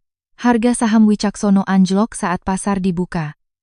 Departemen Humas perusahaan mengeluarkan 3 pernyataan, tidak ada yang bisa menstabilkan narasi. Yang pertama mengklaim itu adalah sengketa emosional pribadi. Warganet segera menggali video pemotongan gelangku. Yang kedua mengklaim Tuan Wicaksono telah menawarkan permintaan maaf yang tulus. Seseorang kemudian membocorkan klip dari koridor belakang pesta di mana ia menuntutku untuk menghapus video publik. Yang ketiga mengklaim sengketa keuangan 12 triliun rupiah masih diverifikasi. Kantor Amanda segera merilis pernyataan hukum dengan salinan perjanjian yang ditandatangani dan nomor seri transfer kawat. Setiap kali keluarga Wicaksono mencoba menjelaskan, mereka ditampar dengan fakta lain. Aku tidak mengikuti hiruk-pikuk media. Aku memfokuskan waktuku pada analisis manik ke-9. Dr. Wen mengirimkannya ke laboratorium profesional untuk pengujian non-destruktif. Aku pergi ke laboratorium pada hari laporan keluar. Manik hitam itu berada di dalam kotak transparan. Di monitor, huruf A yang terukir mikro diperbesar. Goresannya halus, seperti suara lembut tapi keras kepala ibuku. Dokter, Wen mengkonfirmasi. Ini adalah karya asli guruku. Permukaan manik menunjukkan abrasi baru-baru ini karena dipaksa masuk ke dalam rumah bros. Apakah akan mempengaruhi restorasi? Tanyaku, bisa diperbaiki, tapi akan meninggalkan bekas. Aku melihat manik itu, tidak apa-apa. Beberapa bekas luka tidak seharusnya dipura-purakan hilang. Sore itu, Kirana dipanggil ke sesi mediasi. Ia tidak menyangka aku akan ada di sana. Begitu ia masuk dan melihatku, wajahnya berubah. Ia tidak memakai riasan tebal hari ini, dan ada lingkaran hitam di bawah matanya. Banyu menemaninya, tetapi ada jarak setengah langkah yang hati-hati di antara mereka. Setengah langkah itu menarik. Dulu, satu batuk dari Kirana akan membuat Banyu melindunginya. Sekarang tatapannya memiliki sisi pengawasan baru. Amanda meletakkan laporan laboratorium di atas meja. Nona Kirana, Anda dengan sengaja mengambil alih sebuah manik milik pusaka almarhumah Ibu Nona Anjani dan mengubahnya menjadi bros. Kami menuntut permintaan maaf publik dan agar Anda menanggung biaya restorasi, kompensasi atas penderitaan emosional, dan semua kewajiban perdata terkait. Air mata Kirana langsung mengalir. Saya benar-benar tidak tahu itu begitu serius.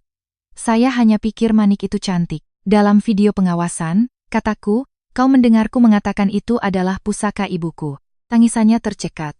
Banyu menatapnya. Kau mendengarnya. Kirana menggigit bibirnya. Situasinya sangat kacau. Aku tidak mendengar dengan jelas. Amanda memutar klip pengawasan dengan audio yang ditingkatkan. Suaraku sangat jelas. Ini peninggalan ibuku. Segera diikuti oleh suara Banyu. Jangan gunakan ibumu untuk membuatku merasa bersalah setiap saat. Ruang mediasi menjadi sunyi. Wajah Banyu pucat pasi. Ia mungkin lupa telah mengatakan itu, tetapi video mengingatnya, Manik mengingatnya, dan aku mengingatnya. Kirana mencoba berdebat. Bahkan jika aku mendengarnya, aku hanya mencoba menjaganya agar aman untuknya. Amanda menampilkan tangkapan layar postingan media sosialnya. Menjaganya tetap aman dengan mengubahnya menjadi bros dengan keterangan, kebahagiaan telah kembali. Wajah Kirana memerah. Banyu memejamkan matanya. Kirana, kenapa kau melakukan ini? Kirana tiba-tiba hancur. Karena aku takut. Ia menatapnya, air mata mengalir. Aku takut kau benar-benar akan menikahinya. Banyu, kau pernah mencintaiku. Kau bilang kau hanya akan berhati lembut padaku. Tapi ketika aku kembali, kau sudah bertunangan dengannya. Jika aku tidak berjuang, kau akan benar-benar menjadi miliknya. Aku memperhatikannya tanpa sepatah kata pun. Kebenaran, akhirnya, itu bukan penyakit. Itu adalah kompetisi. Suara Banyu sangat rendah. Jadi, penyakitnya juga palsu. Wajah Kirana memutih. Tidak palsu. Hanya saja. Kadang parah dan kadang tidak. Amanda mengeluarkan file lain.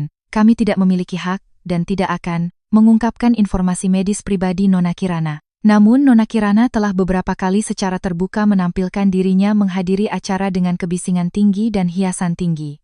Namun, ia menggunakan kondisi medis yang tidak terverifikasi untuk menuntut Nona Anjani berhenti memakai pusaka ibunya, yang menyebabkan Tuan Wicaksono menghancurkan pusaka tersebut. Ini akan diajukan sebagai materi faktual dalam sengketa perdata. Kirana panik. Kau tidak bisa melakukan itu. Itu informasi pribadiku. Aku menatapnya. Ketika kau menggunakannya untuk memaksaku mundur, kau sepertinya tidak peduli dengan privasi. Banyu bersandar di kursinya, tampak sangat lelah. Anjani, aku akan bertanggung jawab untuk ini. Aku menatapnya. Tentu saja kau akan. Ia tersentak. Maksudku, untuk kompensasi manik itu. Kau berutang lebih dari sekadar kompensasi untuk sebuah manik. Tenggorokannya bergerak. Apalagi, rasa hormat, kataku. Dan sayangnya untukmu, itu bukan sesuatu yang bisa kau bayar kembali. Mediasi gagal. Kirana menolak permintaan maaf publik, hanya menawarkan untuk membayar penyelesaian pribadi. Aku menolak. Saat aku meninggalkan gedung, Banyu mengejarku. Anjani, aku berhenti. Suaranya serak. Aku mencari tahu jadwal perjalanan Kirana sebelum ia kembali. Aku tidak menanggapi. Ia melanjutkan. Sebelum ia kembali, ia berhubungan dengan Apex Capital, salah satu pesaing utama grup Wicaksono. Apex ingin mengakuisisi utang dari proyek pelabuhan Gerbang Timur. Aku akhirnya menatapnya. Jadi kepulangannya mungkin bukan hanya untukku. Wajah Banyu muram saat mengatakannya. Rasa sakit terbesar bagi pria seperti dia mungkin bukan menemukan dia menyakiti seseorang, tetapi menemukan dia dimanfaatkan oleh orang yang begitu ia bela secara buta. Itu urusanmu, kataku, sedikit kepanikan di matanya. Anjani, aku tahu sudah terlambat untuk mengatakan apapun sekarang, tapi jika dia tidak sengaja memprovokasi, aku tidak akan. Aku memotongnya. Banyu, jangan mengalihkan kesalahanmu pada Kirana. Ia membeku. Kau yang memegang gunting, kataku. Kau yang mengucapkan kata-kata itu. Kau yang menendang manik itu. Matanya semakin merah. Aku benar-benar tidak berpikir hari itu. Aku mengangguk, aku tahu. Karena aku tidak penting. Kata-kata itu menghantamnya seperti pukulan fisik, wajahnya memucat. Aku tidak mengatakan apa-apa lagi. Lift tiba dan aku melangkah masuk. Kali ini, ia tidak mencoba menghentikanku. Malam itu, aku menerima telepon dari Tuan Suryo. Suaranya lelah. Banyu mengetahui Kirana memang berhubungan dengan Apex. Keluarga akan menanganinya. Bisakah kau, demi aku, tidak membiarkan ini berlanjut lebih jauh? Pak Suryo, tanyaku, masalah mana yang Anda minta untuk tidak saya lanjutkan? Kirana mencuri manik, Banyu menghancurkan pusaka, atau grup Wicaksono berutang 12 triliun rupiah padaku? Hanya ada suara napas di ujung sana. Aku berkata dengan lembut, Anda lihat, bahkan Anda tahu, ini bukan hanya satu hal. Tuan Suryo terdengar kalah. Anjani, keluarga berutang padamu. Aku tidak menyela. Jadi apa yang terutang harus dikembalikan, kataku dengan tenang. Setelah menutup telepon, aku duduk di ruang restorasi rumah ibuku dan menyimpan laporan laboratorium. Pak Warta membawakanku semangkuk sup hangat. Nona, jika ibumu bisa melihatmu sekarang, ia akan patah hati, tetapi juga sangat bangga. Aku melihat manik-manik di atas meja. Apakah ia akan menyalahkanku karena tidak melindunginya dengan lebih baik? Pak Warta menggelengkan kepala. Tidak. Ia akan menyalahkan Banyu Wicaksono karena tidak melindungimu dengan lebih baik. Aku menundukkan kepala dan setetes air mata akhirnya jatuh mengenai map dan mengering hampir seketika. Keesokan harinya, Kirana mengadakan siaran langsung kecil, mengklaim ia ingin meminta maaf di depan umum. Ketika aku menonton, ia sedang menangis di depan kamera. Saya akui penanganan saya terhadap Manik itu tidak pantas, tetapi saya benar-benar tidak punya niat jahat agar Nona Anjani menggunakan 12 triliun rupiah untuk memaksa putus. Mungkin karena ia sangat mencintai Banyu sehingga ia bertindak sangat ekstrem. Ia masih mencoba melukiskanku sebagai wanita gila yang dicampakkan. Aku tersenyum. Amanda bertanya, haruskah kita merespons? Ya, kataku. Mari kita respons. 10 menit kemudian, akun resmi Dana Perwalianku merilis video lengkap tanpa editan dari rekaman pengawasan kediaman Wicaksono. Di bagian paling akhir video, terekam dengan jelas aku menelepon nomor Tuan Suryo, dan berkata dengan tenang dan tanpa getaran sedikit pun dalam suaraku, pertunangan kita batal besok. Aku ingin uangku 12 triliun rupiah kembali. Keluarga Anda harus menanggungnya sendiri? Opini publik berbalik sepenuhnya. Seseorang berkomentar, ekstrem? Dia terdengar seperti sedang membuang sampah. Yang lain menulis, jadi Banyu Wicaksono adalah benalu yang menggigit tangan yang memberinya makan. Dan yang lain, Kirana mencuri pusaka wanita yang sudah meninggal dan memalsukan penyakit. Itu jahat. Di siaran langsung, wajah Kirana perlahan hancur. Ia buru-buru mengakhiri siaran. Aku menutup ponselku dan kembali meninjau rencana restorasi. Aku jauh lebih peduli apakah gelang ibuku bisa diperbaiki daripada seberapa meyakinkan Kirana bisa menangis. Krisis sebenarnya bagi grup Wicaksono terjadi pada hari ke-7 setelah pembatalan. Pemasok proyek Pelabuhan Gerbang Timur secara resmi menggugat pemberi pinjaman perusahaan, menuntut agar grup Wicaksono mengungkapkan risiko yang ditimbulkan oleh penagihan 12 triliun rupiah. Pada rapat Dewan Darurat, seseorang secara langsung mengusulkan untuk menangguhkan Banyu Wicaksono dari posisinya sebagai CEO. Aku tidak di sana, tetapi Leo mengirimiku sebuah video. Di dalamnya, Banyu yang kelelahan berdiri di kepala meja rapat. Seorang anggota Dewan Tua membanting sebuah file di depannya. Ketika Nona Anjani berinvestasi, kau yang menandatangani perjanjian itu. Sekarang ia menuntut pembayaran kembali dengan alasan yang jelas dan dapat dibenarkan. Banyu, kau beritahu kami. Bagaimana grup Wicaksono akan membayarnya? Banyu diam. Anggota Dewan lain mencibir. Menghancurkan pusaka keluarga seorang wanita demi seorang manipulator seperti Kirana. Kau benar-benar melampaui dirimu sendiri. Nyonya Ratih yang duduk di dekatnya tampak mengerikan. Ini bukan waktunya untuk saling menyalahkan. Kita harus mencari cara untuk melewati ini. Anggota Dewan Tua itu mencibir. Cara? Satu-satunya cara adalah putramu pergi dan memohon pengampunan dari Anjani Putri. Jari-jari Banyu mengepal. Video berakhir di sana. Leo mengirim pesan lanjutan. Nona Anjani, saya tahu ini sangat tidak pantas, tetapi Tuan Banyu belum tidur berhari-hari. Dia benar-benar menyesal. Aku melirik pesan itu dan tidak menjawab. Penyesalan, terutama yang datang terlambat, tidak ada nilainya. Sore itu, Tuan Suryo datang ke kantor Dana Perwalianku sendiri. Ia datang sendirian membawa 2 file, daftar aset Wicaksono yang akan digunakan sebagai jaminan, dan aplikasi untuk pembayaran cicilan. Aku menemuinya di ruang rapat. Ia tampak lebih tua dari sebelumnya, tangannya gemetar saat duduk. Jika kita harus membayar kembali 12 triliun penuh dalam 30 hari, grup Wicaksono akan runtuh. Aku membuka file itu. Pak Suryo, apakah grup Wicaksono runtuh atau tidak, itu bukan perbuatanku. Ia tersenyum pahit. Aku tahu. Aku tetap diam. Ia menatapku, suaranya rendah. 3 tahun lalu, ketika aku datang padamu, aku akui aku punya motif egois. Aku tahu kau menghargai hubungan, dan aku tahu ibumu punya ikatan lama dengan keluarga kami. Kukira jika kau dan Banyu bertunangan, keluarga akan aman. Aku mendongak. Jadi, Anda tahu sejak awal bahwa yang dibutuhkan keluarga Wicaksono adalah uangku, bukan aku sebagai pribadi? Tuan Suryo terdiam lama. Aku bodoh. Tidak, Kaplein, menutup file itu. Anda tidak bodoh.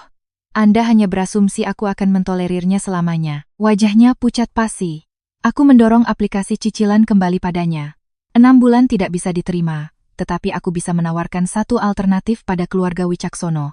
Secercah harapan muncul di matanya. Kembalikan 750 miliar rupiah tunai dalam 30 hari, kataku. Sisanya bisa ditutupi dengan aset Wicaksono yang dapat dilikuidasi. Penilaian aset akan dilakukan oleh pihak ketiga, bukan oleh perkiraan internal Anda. Tuan Suryo memejamkan matanya, seolah semua kekuatannya telah terkuras. Kau memaksa keluarga untuk memotong anggota tubuh. Aku menjawab dengan tenang. Keluarga Wicaksono telah memakan dagingku selama 3 tahun. Ruangan itu sunyi. Akhirnya, Tuan Suryo mengangguk.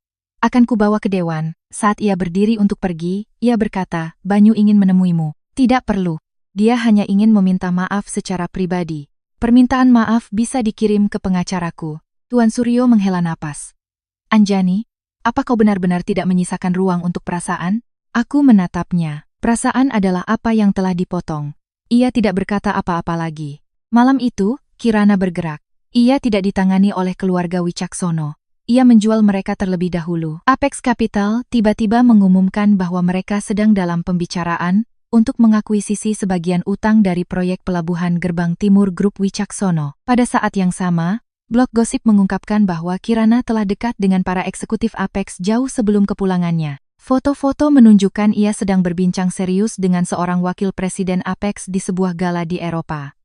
Ironisnya, dalam foto-foto itu, ia mengenakan 3 untai mutiara yang sama persis. Warganet segera membuat meme, meletakkan foto itu di samping klip serangannya yang pura-pura dengan keterangan, tidak tahan suara manik-manik, tapi bisa mengerti suara modal. Banyu akhirnya melihat gambaran lengkapnya. Pukul 9 malam, ia datang ke rumah ibuku. Kali ini, ia tidak mencoba memaksa masuk. Ia berdiri di luar gerbang dan mengirimiku pesan, aku di gerbang, bisakah aku menemuimu, tolong? Aku tidak berniat menemuinya, tetapi Pak Warta, yang melihat keluar jendela, berkata pelan, Nona, beberapa orang, sampai mereka melihat dengan mata kepala sendiri bahwa Anda tidak menunggu mereka, akan selalu berasumsi Anda masih berdiri di tempat yang sama. Aku berpikir sejenak, lalu memakai mantel dan keluar. Aku tidak membuka gerbang, aku berdiri di sisiku. Ia di sisinya, dipisahkan oleh jeruji besi, sama seperti kami dipisahkan oleh 3 tahun kepercayaan yang salah tempat. Banyu jauh lebih kurus. Ada lingkaran hitam di bawah matanya dan janggut tipis di dagunya. Ketika ia melihatku, matanya langsung memerah. Anjani, lanjutkan, kataku. Ia menelan ludah. Aku mengetahui segalanya tentang Kirana dan Apex. Dia tahu tentang celah pendanaan proyek Gerbang Timur bahkan sebelum ia kembali. Dia tahu kau akan terus mendanai kami. Dia mendekatiku untuk mendapatkan data proyek. Aku tidak terkejut. Kau memberikan data itu padanya? Wajahnya muram. Sebagian, aku tersenyum tipis. Kau benar-benar mempercayainya. Banyu menunduk. Kukira ia hanya butuh merasa aman. Dan kau pikir aku tidak akan pernah pergi. Ia menatapku, suaranya bergetar. Aku salah. 3 kata itu akhirnya keluar. Tanpa ada orang lain di sekitar, tanpa kamera, tanpa kepentingan Wicaksono yang dipertaruhkan. Tapi hatiku masih tenang. Anjani, suaranya pecah. Aku telah memikirkan beberapa hari terakhir ini. Kau begitu baik padaku. Begitu baik sehingga aku lupa itu bukan sesuatu yang berhak kudapatkan. Kau tetap bersamaku melewati masa-masa terburuk perusahaan. Kau merawat kakekku. Kau melindungiku dari keraguan dewan. Dan aku, ia tidak bisa melanjutkan. Aku menyelesaikannya untuknya. Dan kau merasa aku menyebalkan. Kau pikir aku mengendalikan. Kau pikir aku tidak rapuh dan menyedihkan seperti Kirana. Wajahnya memutih. Maafkan aku menatapnya. Banyu, bukan karena kau tidak tahu aku bisa merasakan sakit. Kau hanya berasumsi bahwa bahkan jika aku kesakitan, aku akan tetap tinggal. Setetes air mata mengalir di pipinya. Itu adalah pertama kalinya aku melihatnya menangis. Dulu aku membayangkan jika ia pernah meneteskan air mata untukku, hatiku akan luluh. Tapi sekarang setelah itu terjadi, ia hanya tampak seperti orang asing. Beri aku satu kesempatan lagi, Anjani. Ia mencengkeram jeruji besi. Aku akan mengirim Kirana pergi. Aku akan merangkai kembali gelang itu. Aku akan meminta maaf di depan umum. Kita bisa memulai dari awal. Tolong, angin malam terasa dingin, menggesek pohon kenanga. Aku teringat kata-kata ibuku, manik-manik bisa dirangkai ulang jika berserakan, tapi jika manusianya yang hancur, jangan pernah melihat ke belakang. Tidak, kataku. Banyu terkejut. Kenapa? Karena aku tidak lagi ingin mempercayakan hidupku pada seseorang yang perlu kehilanganku untuk menyadari nilaiku. Cahaya di matanya perlahan mati. Aku melanjutkan. Banyu, kau tidak sedih sekarang karena kau mencintaiku. Kau sedih karena kau sadar aku tidak lagi milikmu dan bahwa keluarga Wicaksono tidak bisa lagi mengandalkanku. Bukan itu. Ia menggelengkan kepala. Benar atau tidak, itu tidak penting lagi. Aku berbalik untuk kembali ke dalam. Bagaimana dengan 3 tahun itu? Panggilnya putus asa. Bisakah kau benar-benar membuang semuanya begitu saja? Aku berhenti. Aku tidak membuang 3 tahun itu. Aku berbalik menatapnya. Aku membuang versi diriku yang bersedia menanggung lebih banyak rasa sakit demi 3 tahun itu. Aku berjalan kembali ke dalam rumah. Di belakangku, aku mendengar isak tangisnya yang tertahan. Aku tidak melihat ke belakang. Pada hari ke-30, Grup Wicaksono mentransfer pembayaran pertama sebesar 750 miliar rupiah. Sisanya ditutupi oleh 2 aset yang dapat dilikuidasi dan sebagian saham perusahaan. Ketika Amanda menyerahkan dokumen akhir kepadaku, ia bertanya apakah aku ingin memeriksanya untuk terakhir kalinya. Tidak perlu, kataku. Bukan karena aku tidak peduli dengan uang itu, tetapi karena dalam pertempuran ini, aku telah memenangkan kembali sesuatu yang jauh lebih berharga. Kebebasan. Permintaan maaf publik keluarga Wicaksono adalah sebuah video yang direkam oleh Tuan Suryo sendiri. Di dalamnya, ia tidak membuat alasan untuk Banyu. Ia menyatakan bahwa keluarga Wicaksono telah mengkhianati kepercayaan Anjani Putri, dan bahwa Banyu Wicaksono telah sangat bersalah padanya dan kenangan ibunya. Ia menegaskan bahwa keluarga Wicaksono akan memenuhi semua kewajiban mereka berdasarkan perjanjian. Banyu muncul di video juga, berdiri diam di sampingnya, pucat dan kurus. Ia hanya mengucapkan 3 kata. Saya minta maaf, aku tidak menontonnya untuk kedua kalinya. Kejatuhan Kirana lebih cepat dari yang kubayangkan.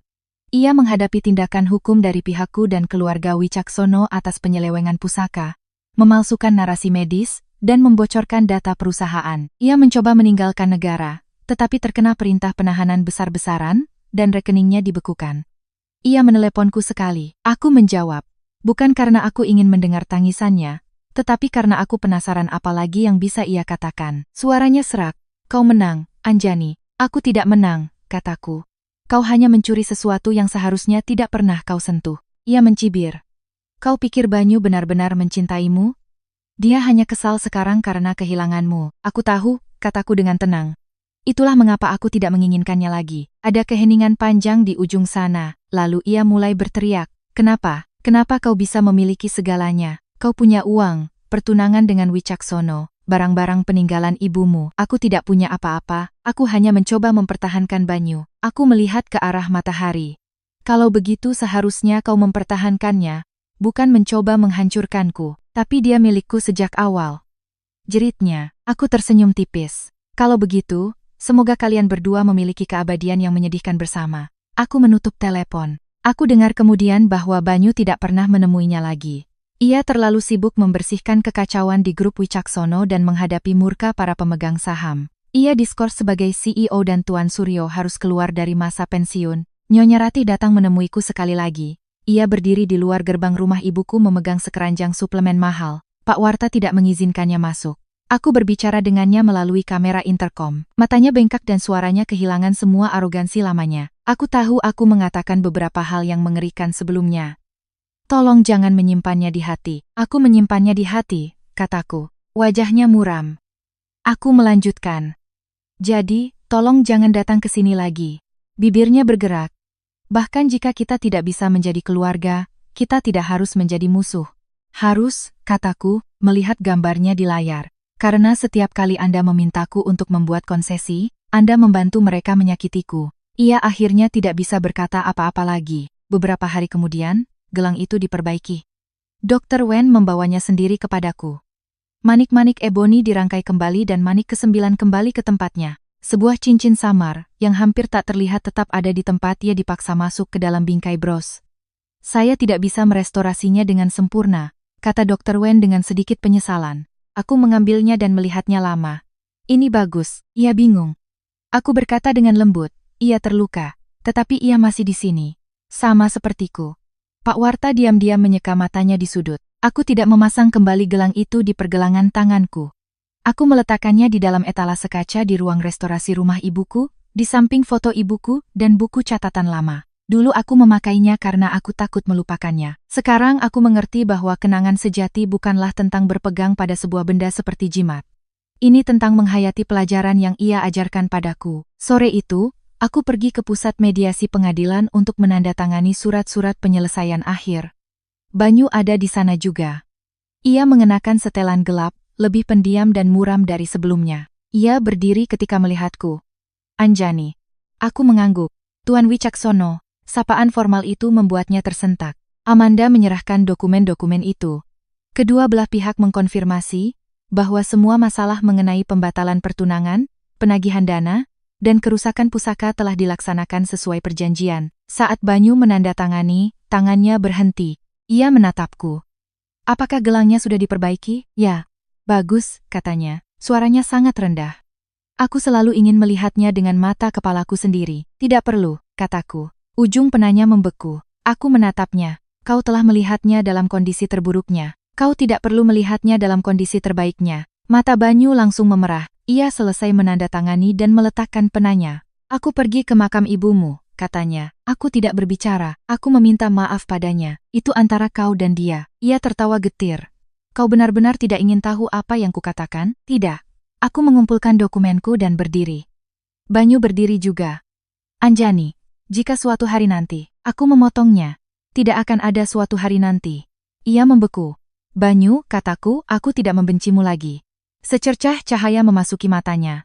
Karena kau tidak lagi ada hubungannya denganku. Cahaya itu mati, aku berbalik dan berjalan pergi. Ia tidak mengikuti. Saat aku mencapai pintu, ia memanggil dari belakangku. Anjani putri, semoga kau memiliki kehidupan yang baik. Aku berhenti sejenak tetapi tidak berbalik. Aku akan. Sinar matahari menyinari tangga gedung pengadilan. Saat aku berjalan turun, Amanda mengikuti di sampingku. Apa rencanamu sekarang? Tanyanya. Aku berpikir sejenak. Aku akan mengubah rumah ibuku menjadi studio restorasi perhiasan. Itu bukan keputusan impulsif. Ibuku selalu ingin memulai proyek restorasi pro bono untuk membantu orang biasa memperbaiki barang-barang yang tidak mahal tetapi sangat berarti. Gelang perak yang patah, jam tangan dengan gesper yang hilang, anting-anting tua ibu, cincin yang ingin disimpan seseorang bahkan setelah putus cinta. Tidak semuanya berharga, tetapi beberapa hal bernilai seumur hidup. Aku ingin menyelesaikan apa yang ia mulai dan memulai kembali untuk diriku sendiri. 1 bulan kemudian, studio restorasi Safira Anjani secara resmi dibuka. Pada hari pembukaan, tidak ada tamu dari kalangan atas, tidak ada siaran pers, hanya Pak Warta, Dr. Wen, Amanda, dan beberapa teman lama ibuku. Aku mengenakan kemeja putih sederhana dan berdiri di pintu masuk untuk memotong pita. Saat gunting menutup, tanganku mantap. Pita merah jatuh. Tidak ada manik-manik yang berserakan. Pak Warta tersenyum. Ibumu akan sangat bahagia jika bisa melihat ini. Aku melihat ke jendela lantai 2 tempat foto ibuku diletakkan. Sinar matahari mengenai etalase kaca tempat gelang itu terbaring dengan damai. Tiba-tiba aku merasa ia benar-benar sedang memperhatikanku. Malam itu, setelah studio tutup, aku duduk sendirian di meja kerja. Klien pertama membawa kalung mutiara yang putus. Katanya itu milik neneknya, tidak bernilai banyak uang, tetapi ia tidak tega membuangnya. Aku memakai sarung tanganku dan memeriksa manik-manik satu persatu. Talinya putus, tetapi mutiaranya semua ada di sana. Bisa diperbaiki. Aku menundukkan kepala dan mulai merangkainya. Gerakanku lambat dan mantap. Layar ponselku menyala. Sebuah pesan dari nomor tak dikenal. Anjani, aku lewat studio dan melihat lampunya masih menyala. Jangan begadang. Tidak ada nama, tapi aku tahu siapa itu. Aku menghapus pesan itu dan melanjutkan pekerjaanku. Di luar, lampu depan sebuah mobil berhenti sejenak sebelum melaju pergi.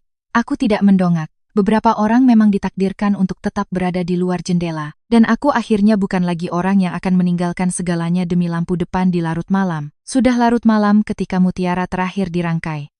Aku mengikat simpul, memotong sisa benang, dan kalung itu utuh kembali. Aku meletakkannya di dalam kotak. Menulis tiket restorasi, lalu mematikan lampu, dan mengunci pintu. Udara malam membawa aroma samar kenanga.